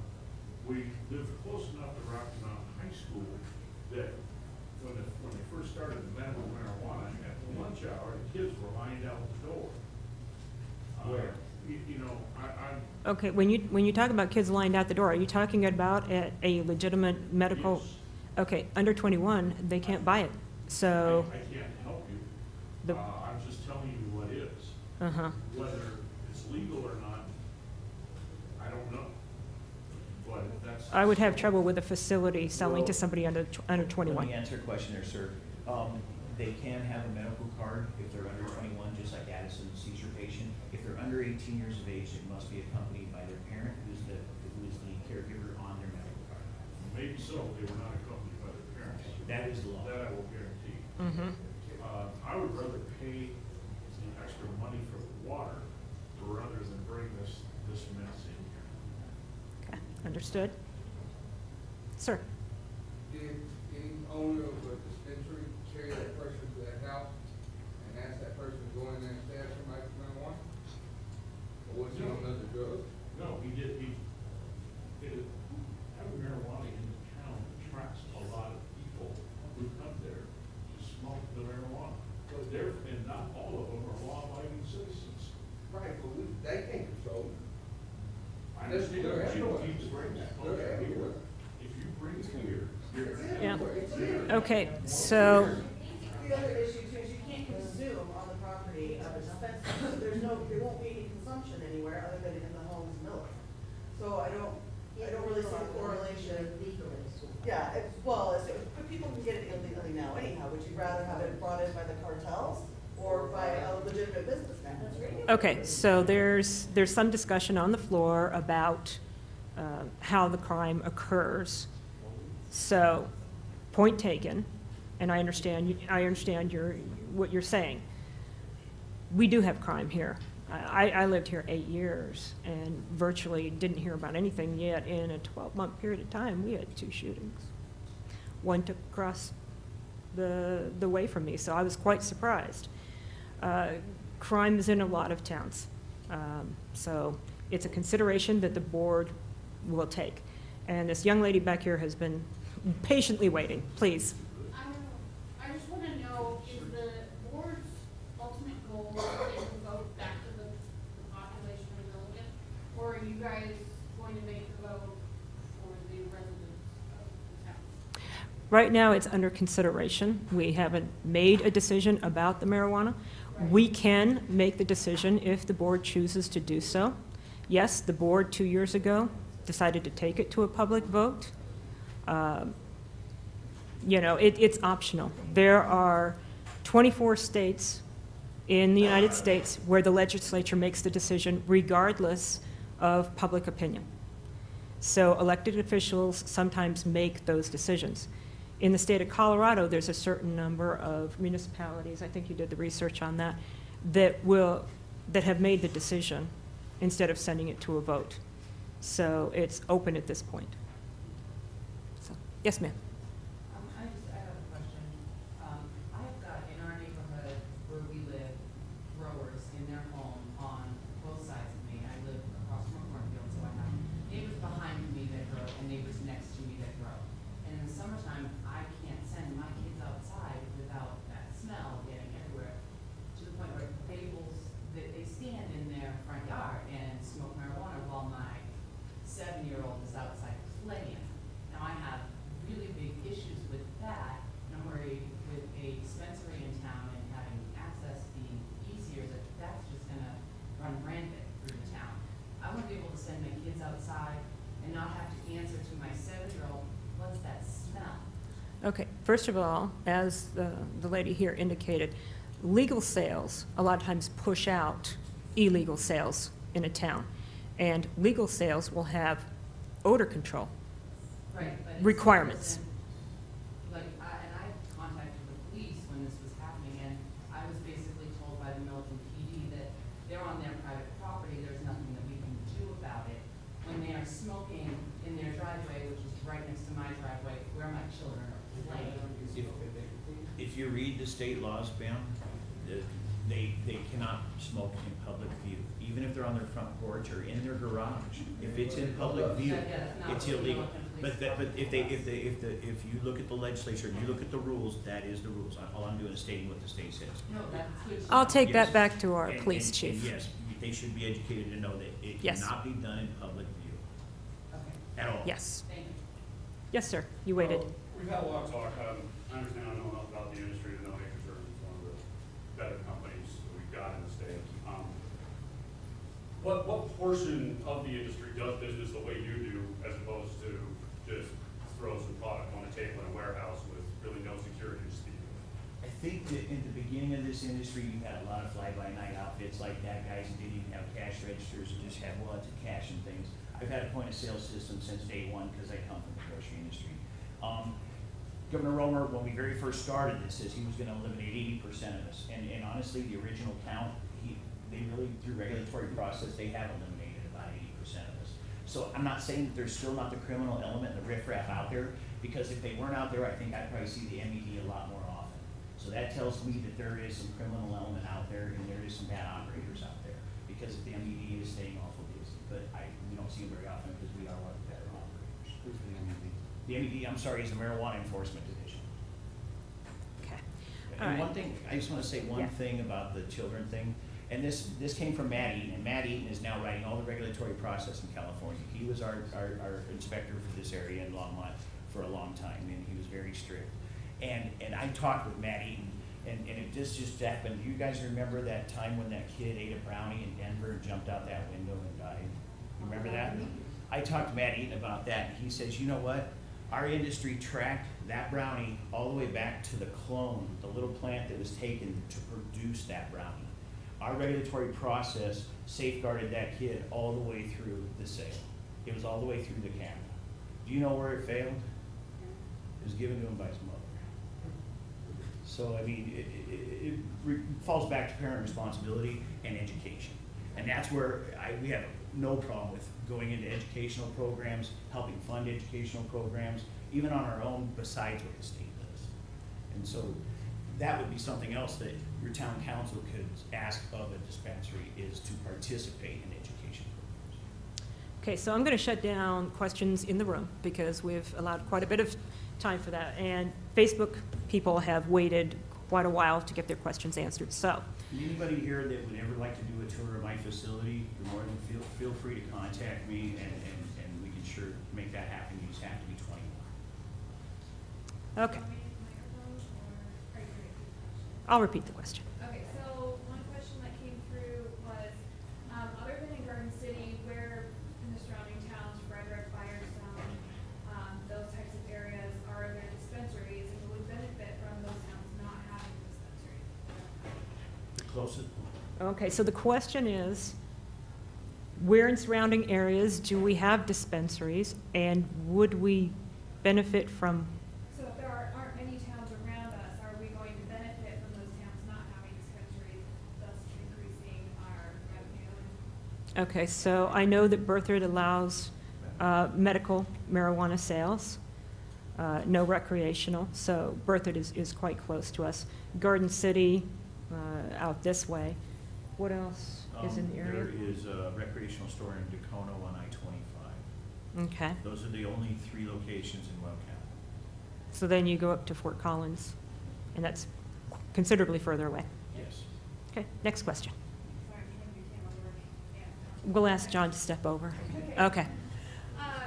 So we have a lot of people concerned about more of an exact location. You gave ideas of Mhm. north on 60 and north on 257. There's concern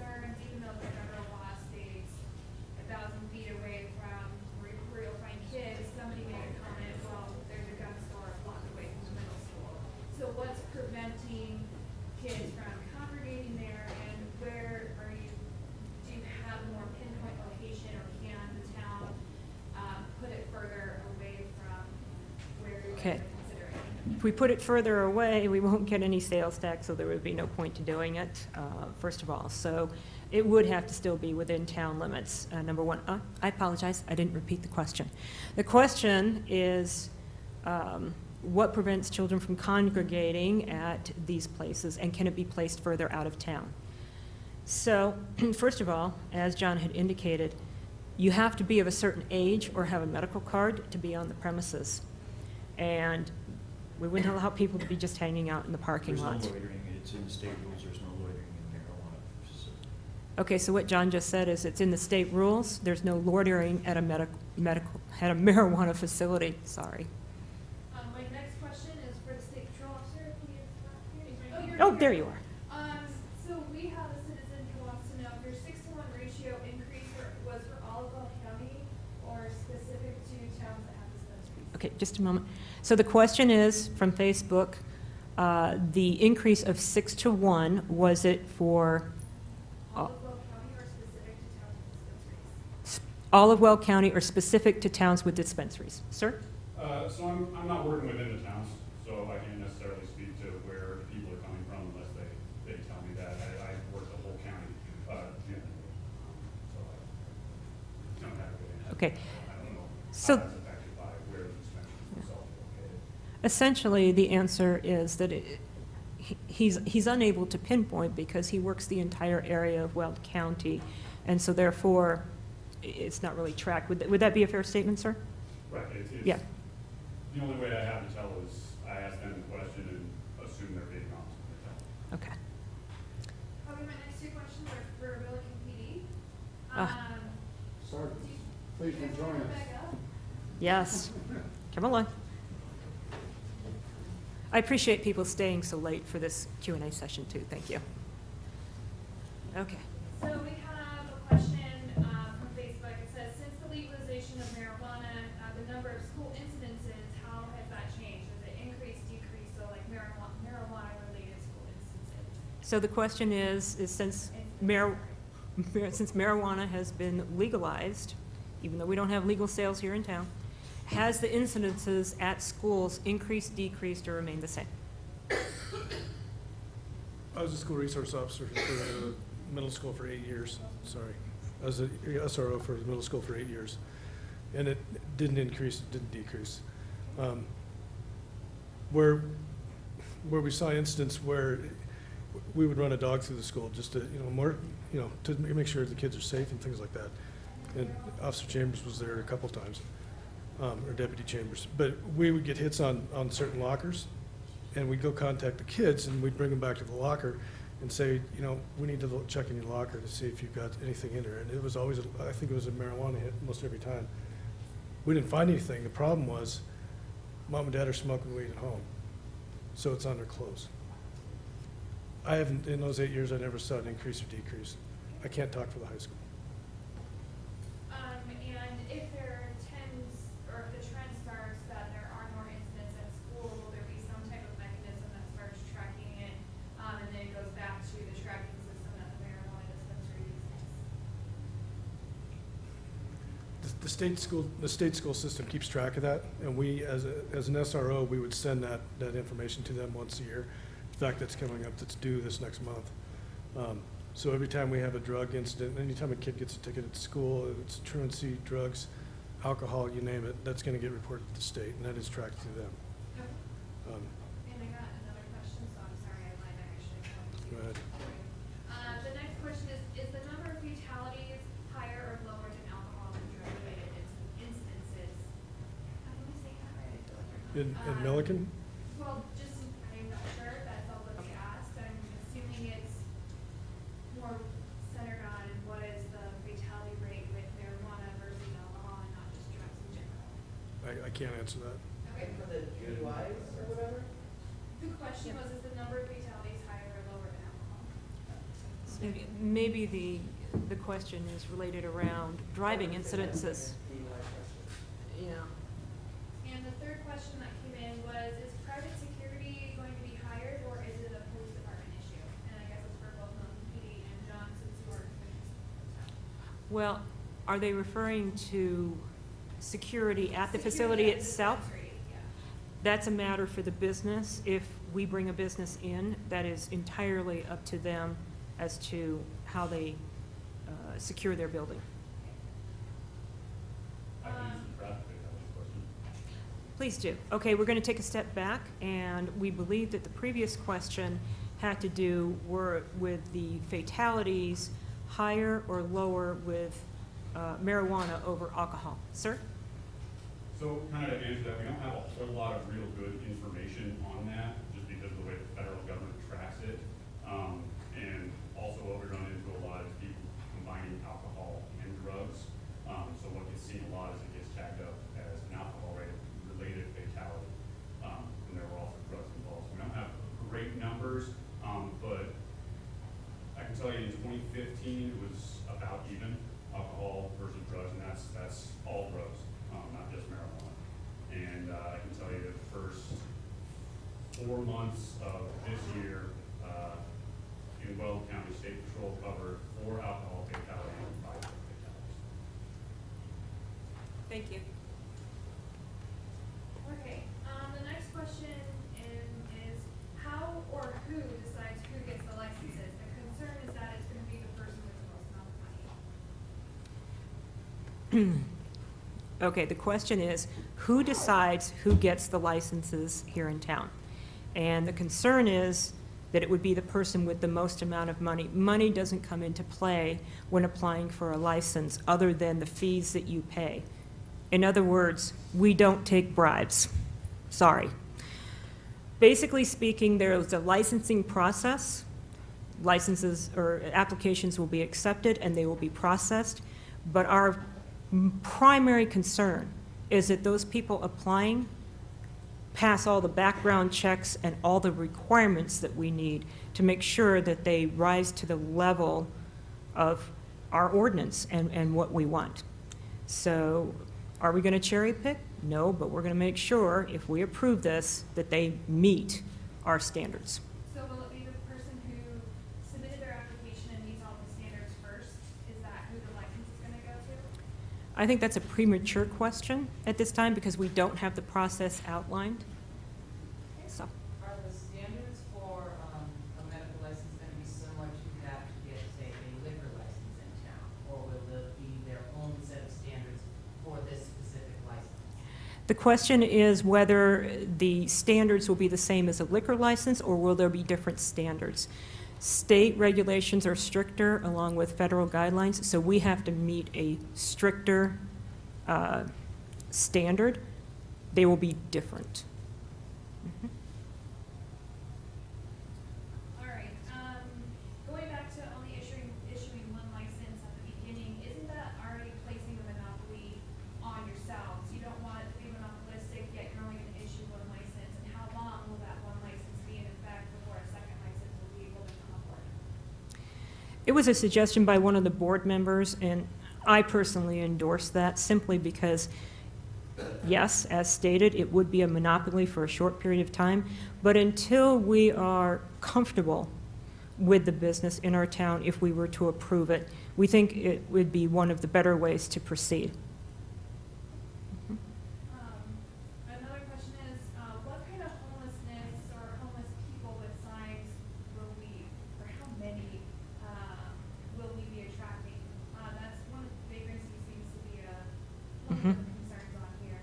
Mhm. And how will that be controlled, for lack of a better word? Okay, first of all, the question is how many vagrant people or homeless would we attract and how would that be controlled?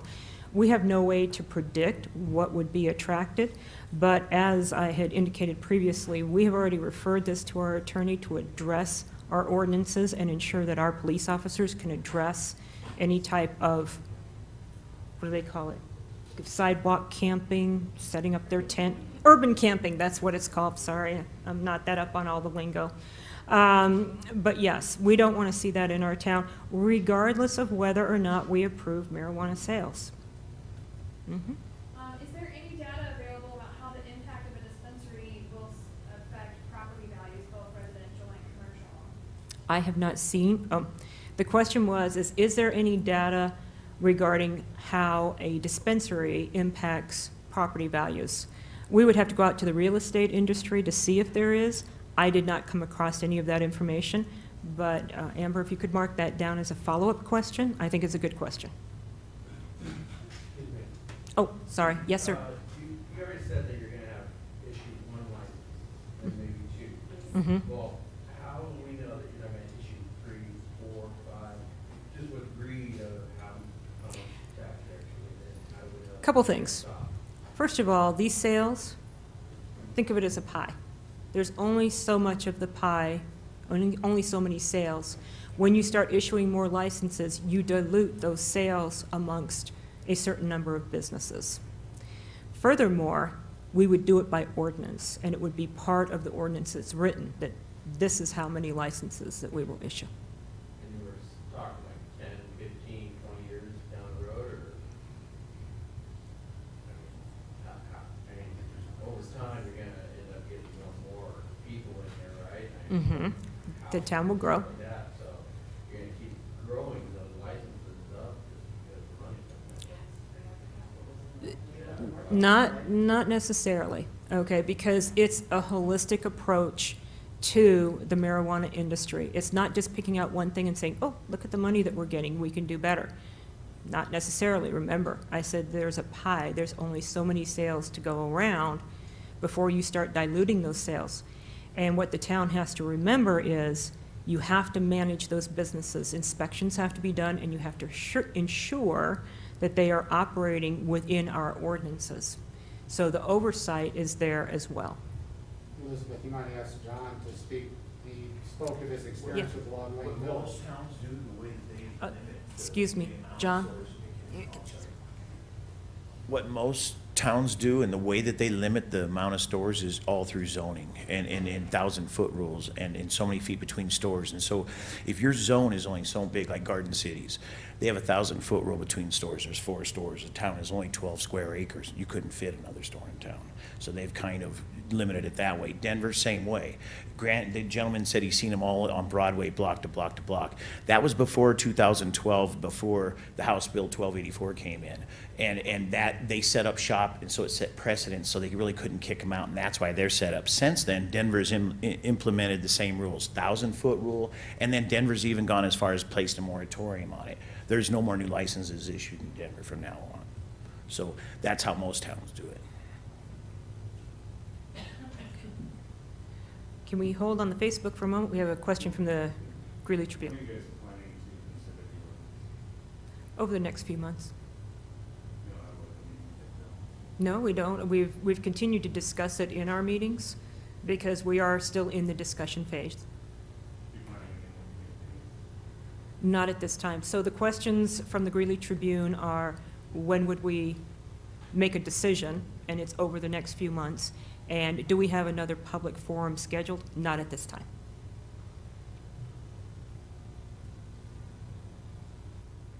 Okay, back to Facebook. Sorry, I'm getting a lot of questions I'm trying to write down, so I'm just trying.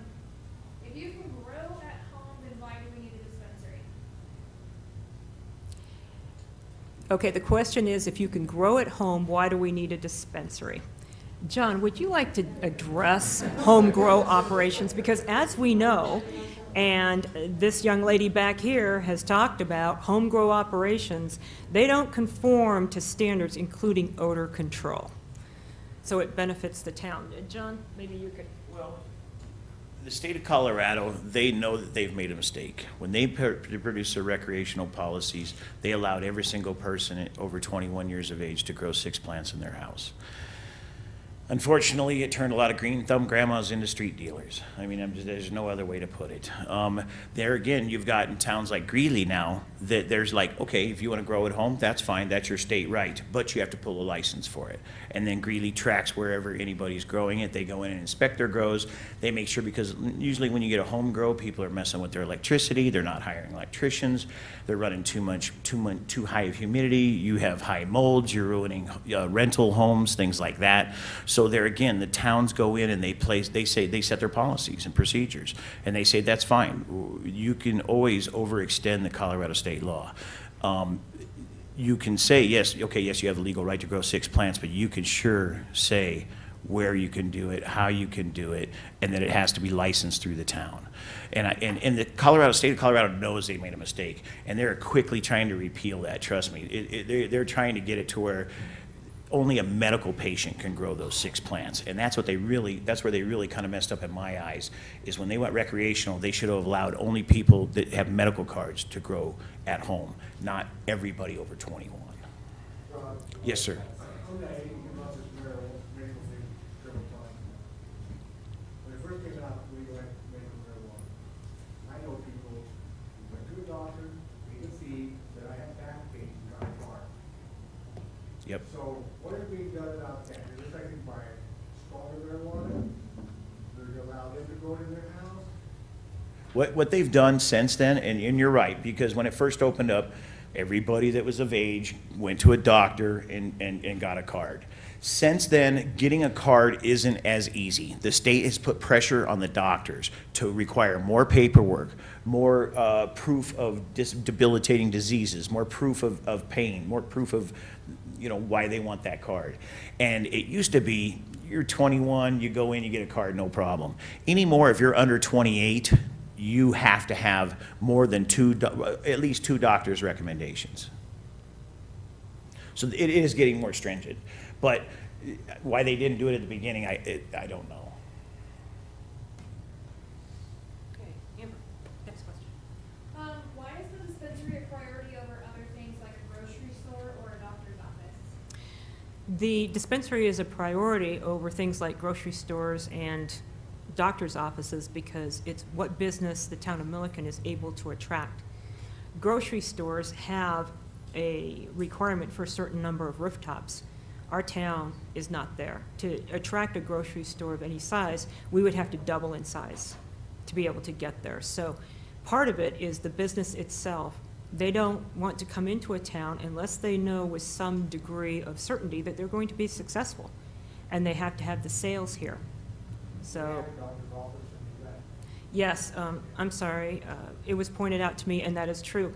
We had a doctor's office over here in Traders Junction, and he couldn't make it.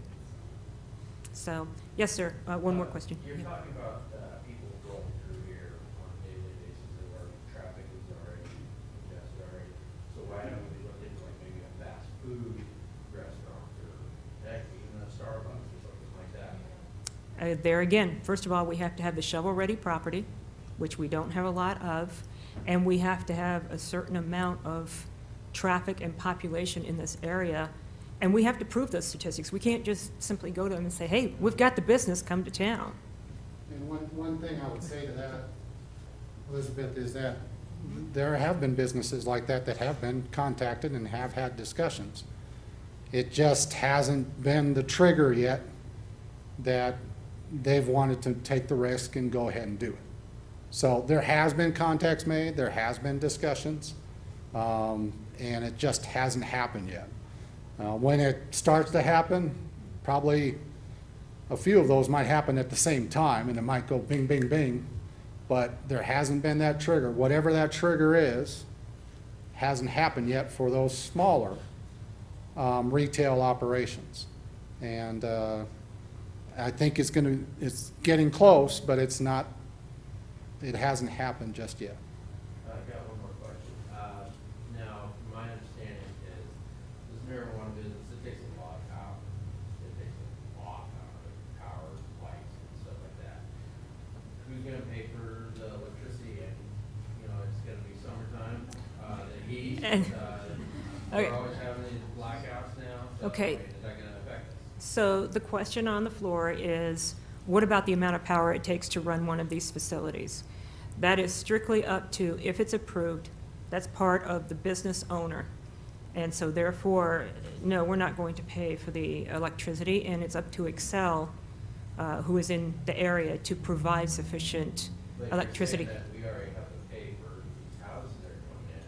You're not gonna do that for the businesses, too? No, we don't pay the electric bill for the businesses. Well, not Absolutely. the electric bill. Yeah. To run the electricity. That's up to Excel. That's up to Excel. Excel has to. What I was talking about is the water and the sewer. Yeah. We're gonna run that. We, as a matter of fact, some of the properties that we're looking at already have water and sewer to them.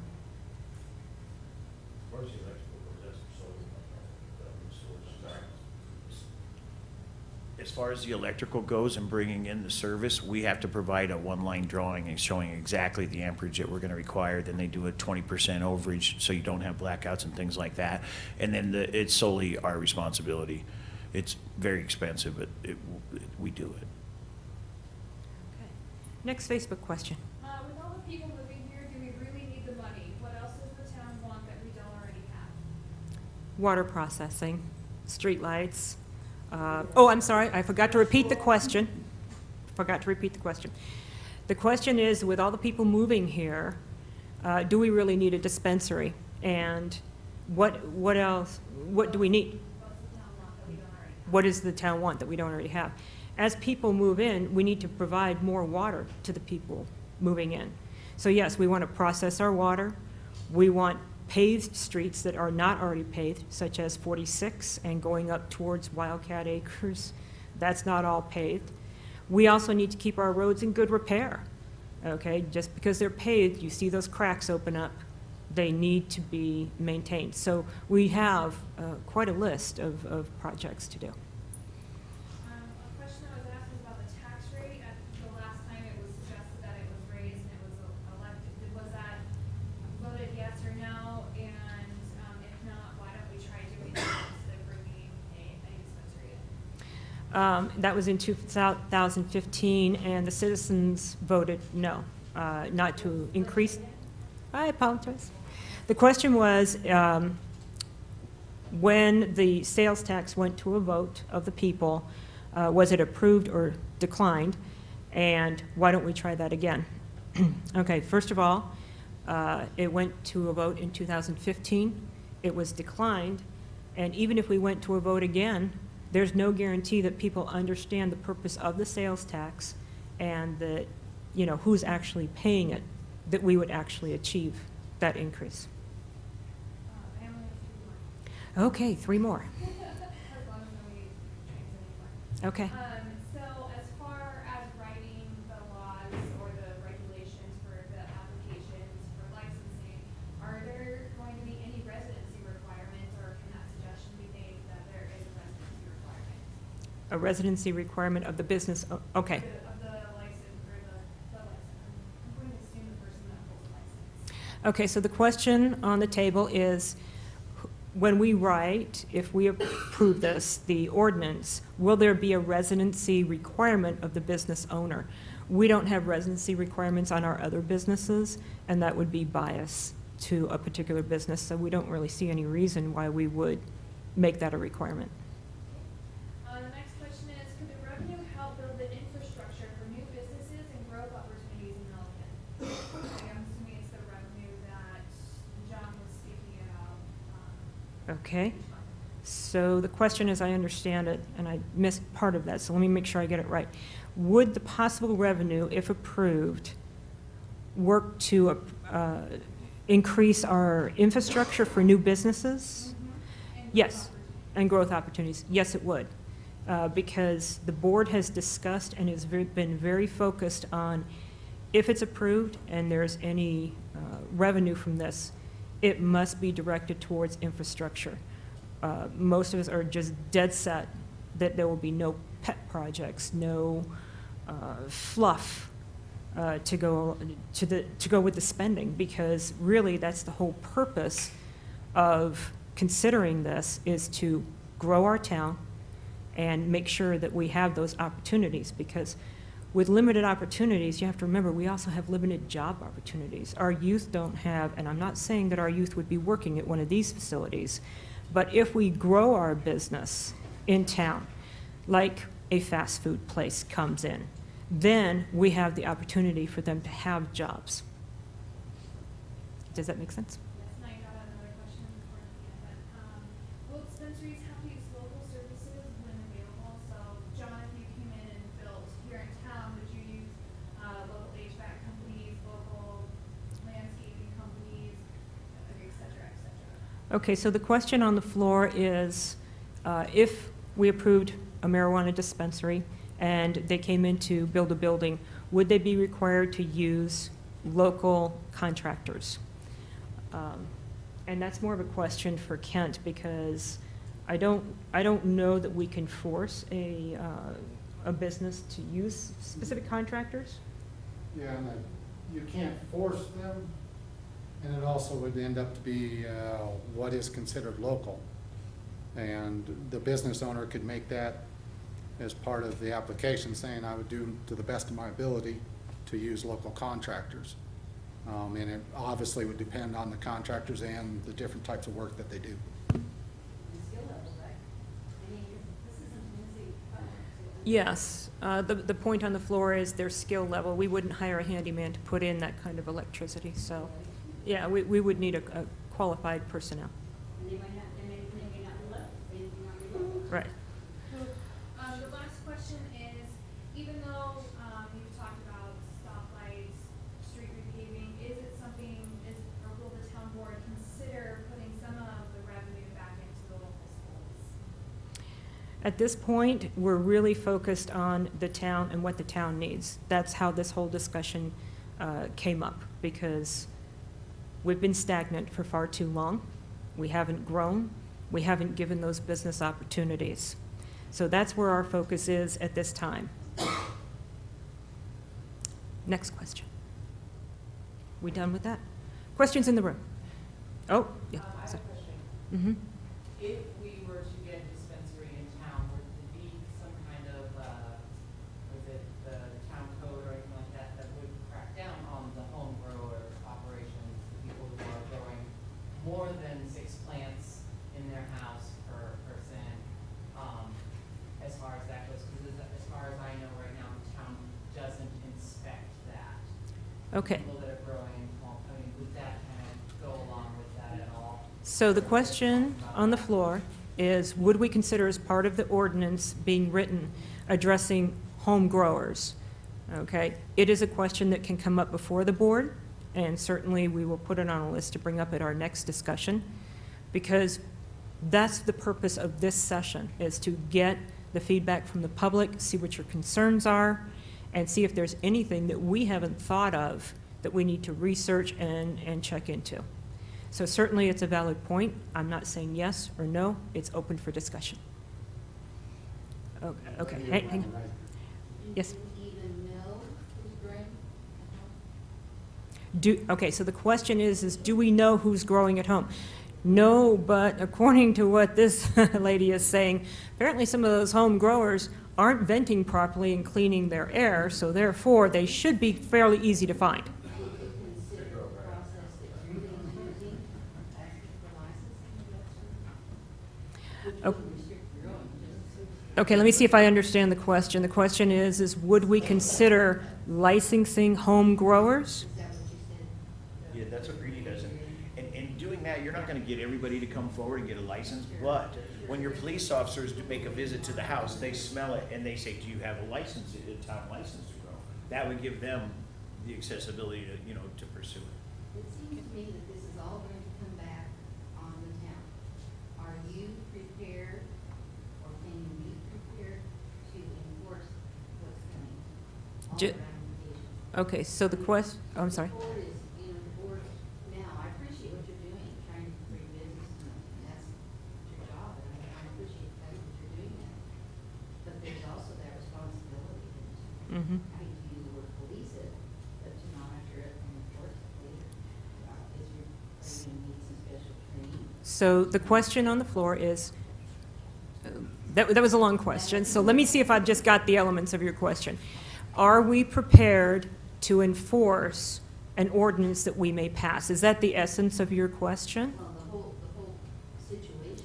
The whole situation? Dispensary in Milliken. Yes. By state law, we have to, You have to, but do you feel that you can? Are you asking her to equip you? Are you asking for the resources to? it will, okay, so, the question is resources, equipment, training. And As the with, tenacity to do it. yes, as with any, People who are complaining and things aren't getting done now. well, in some cases, it appears that we've got some tied hands. So if we tighten up those ordinances, we may have more opportunity.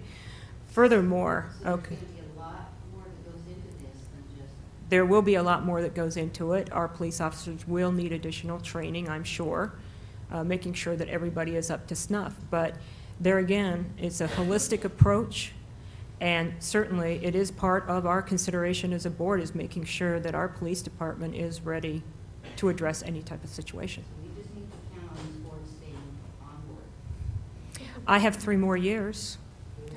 Yeah, I'll be around for a while. Well, Yeah. I think that's why the board's being cautious and investigating and trying to figure out, is it worth it? I get the impression that the pretty well already decided. Well, I mean, there's some strong opinions about it, Yeah. but that until they actually make a vote and actually do it, that doesn't mean it's set in stone. But I think that's why they are taking the time to try to figure out, okay, have we considered every angle? So, Facebook question. Facebook question, to protect the public from consumption of pesticides, will there be random lab testing of marijuana products by the town board? Well, thank you for that question. The question is, to protect the people from pesticides, will there be random testing to protect people from pesticides, right? I've got that question right? Okay. I think I skipped over that part of my presentation, sorry. It was reinforced by these gentlemen here that out of every batch, a plant is tested, correct? Yes. Pesticides are regulated by the Department of Agriculture. Tucker, come on up and explain that part. Pesticides are regulated in marijuana by the Department of Agriculture.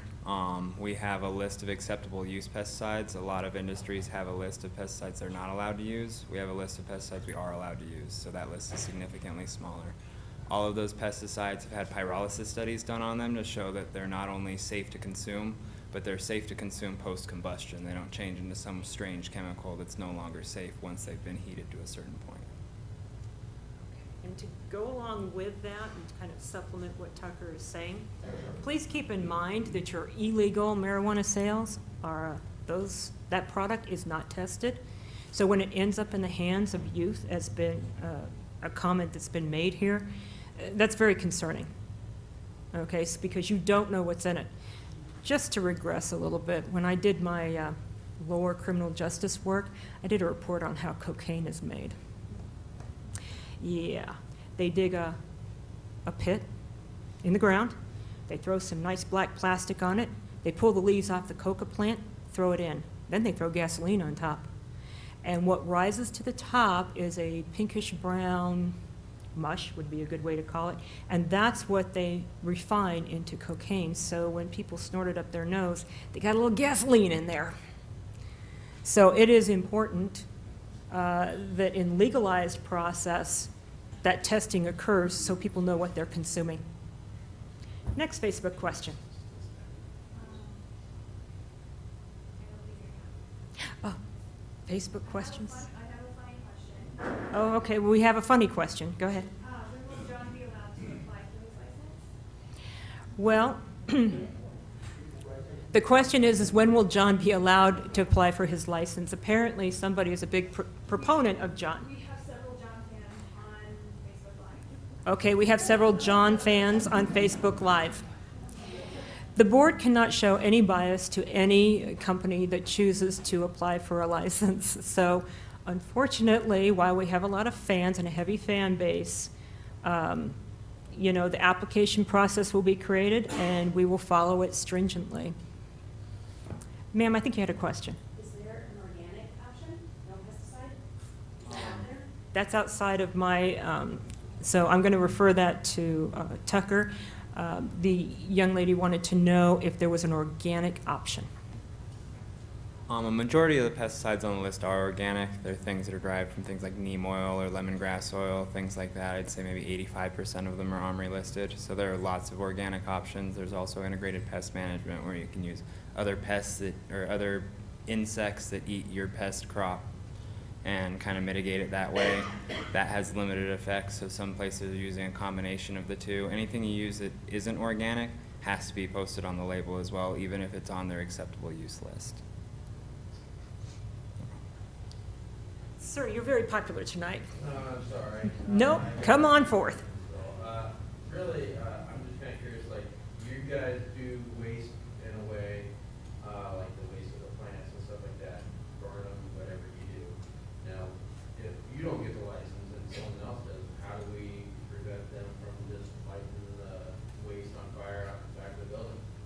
Okay, so the question is, if we approve it, and let's say that another business comes in that doesn't hold to the same standards, basically, that John's company holds to, how do we know that they won't be taking shortcuts and burning waste out? Is that generally the essence of your question?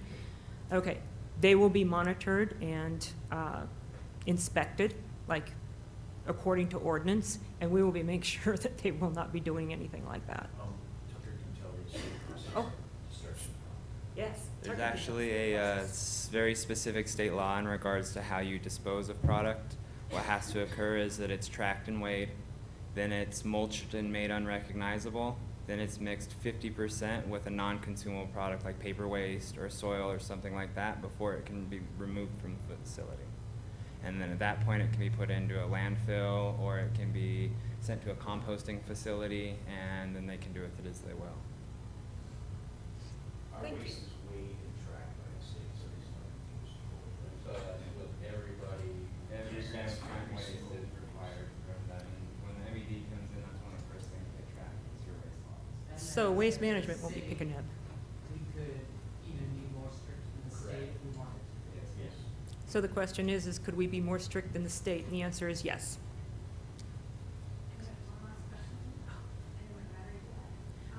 One last question on Facebook, and then the battery's dying. Will the applications for licenses be available online? We haven't decided on a process yet, so therefore, it's premature to answer something like that when we don't have a process.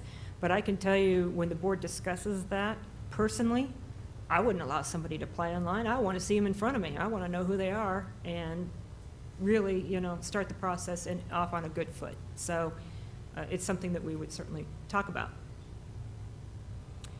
Another question? One of the concerns that was brought up was about the smell Mhm. and neighbors and whatnot, so it can have a feel illegal to consume in public. And that is true, because that was an ordinance that was created by the state. So you can't consume, you can't loiter in front of the dispensary, you can't consume in public, you can't drive around with it or anything like that and consume. But when you're in the privacy of your home, if you're gonna smoke, like, here's an example for myself, we're in our backyard, and so we will consume in our, we have a 6-foot fence and nobody can see us. There is a smell, but I have to say that the reason we do it outside like that is because if we have people in our home, and I don't know if everybody knows this, but you can get what they call contact high, and so you have to smoke outside, or you have to smoke someplace where other people who don't want to. So that's where my kids are gonna get Well, contact high from you, so no, let me talk to you. You're not gonna get a contact high from a neighbor, you're not gonna see the room, you will. But you're gonna get a smell, you're gonna get an odor, those people have. You've been to Concord? Of course. And you never got contact high at Concord? I'm saying, we're not talking hundreds and thousands of people, we're talking about families. Yeah. Okay, this appears to have evolved into a discussion amongst people, yeah. You have to do it outside, that's all I'm saying. Okay. All right, so at this point, I think we've answered almost all questions that we possibly can. We really want to thank people for their time in coming today. We picked up some additional follow-up things to think about. And certainly if you come up with any other questions, let us know. And there again, we appreciate your time. Thank you very much.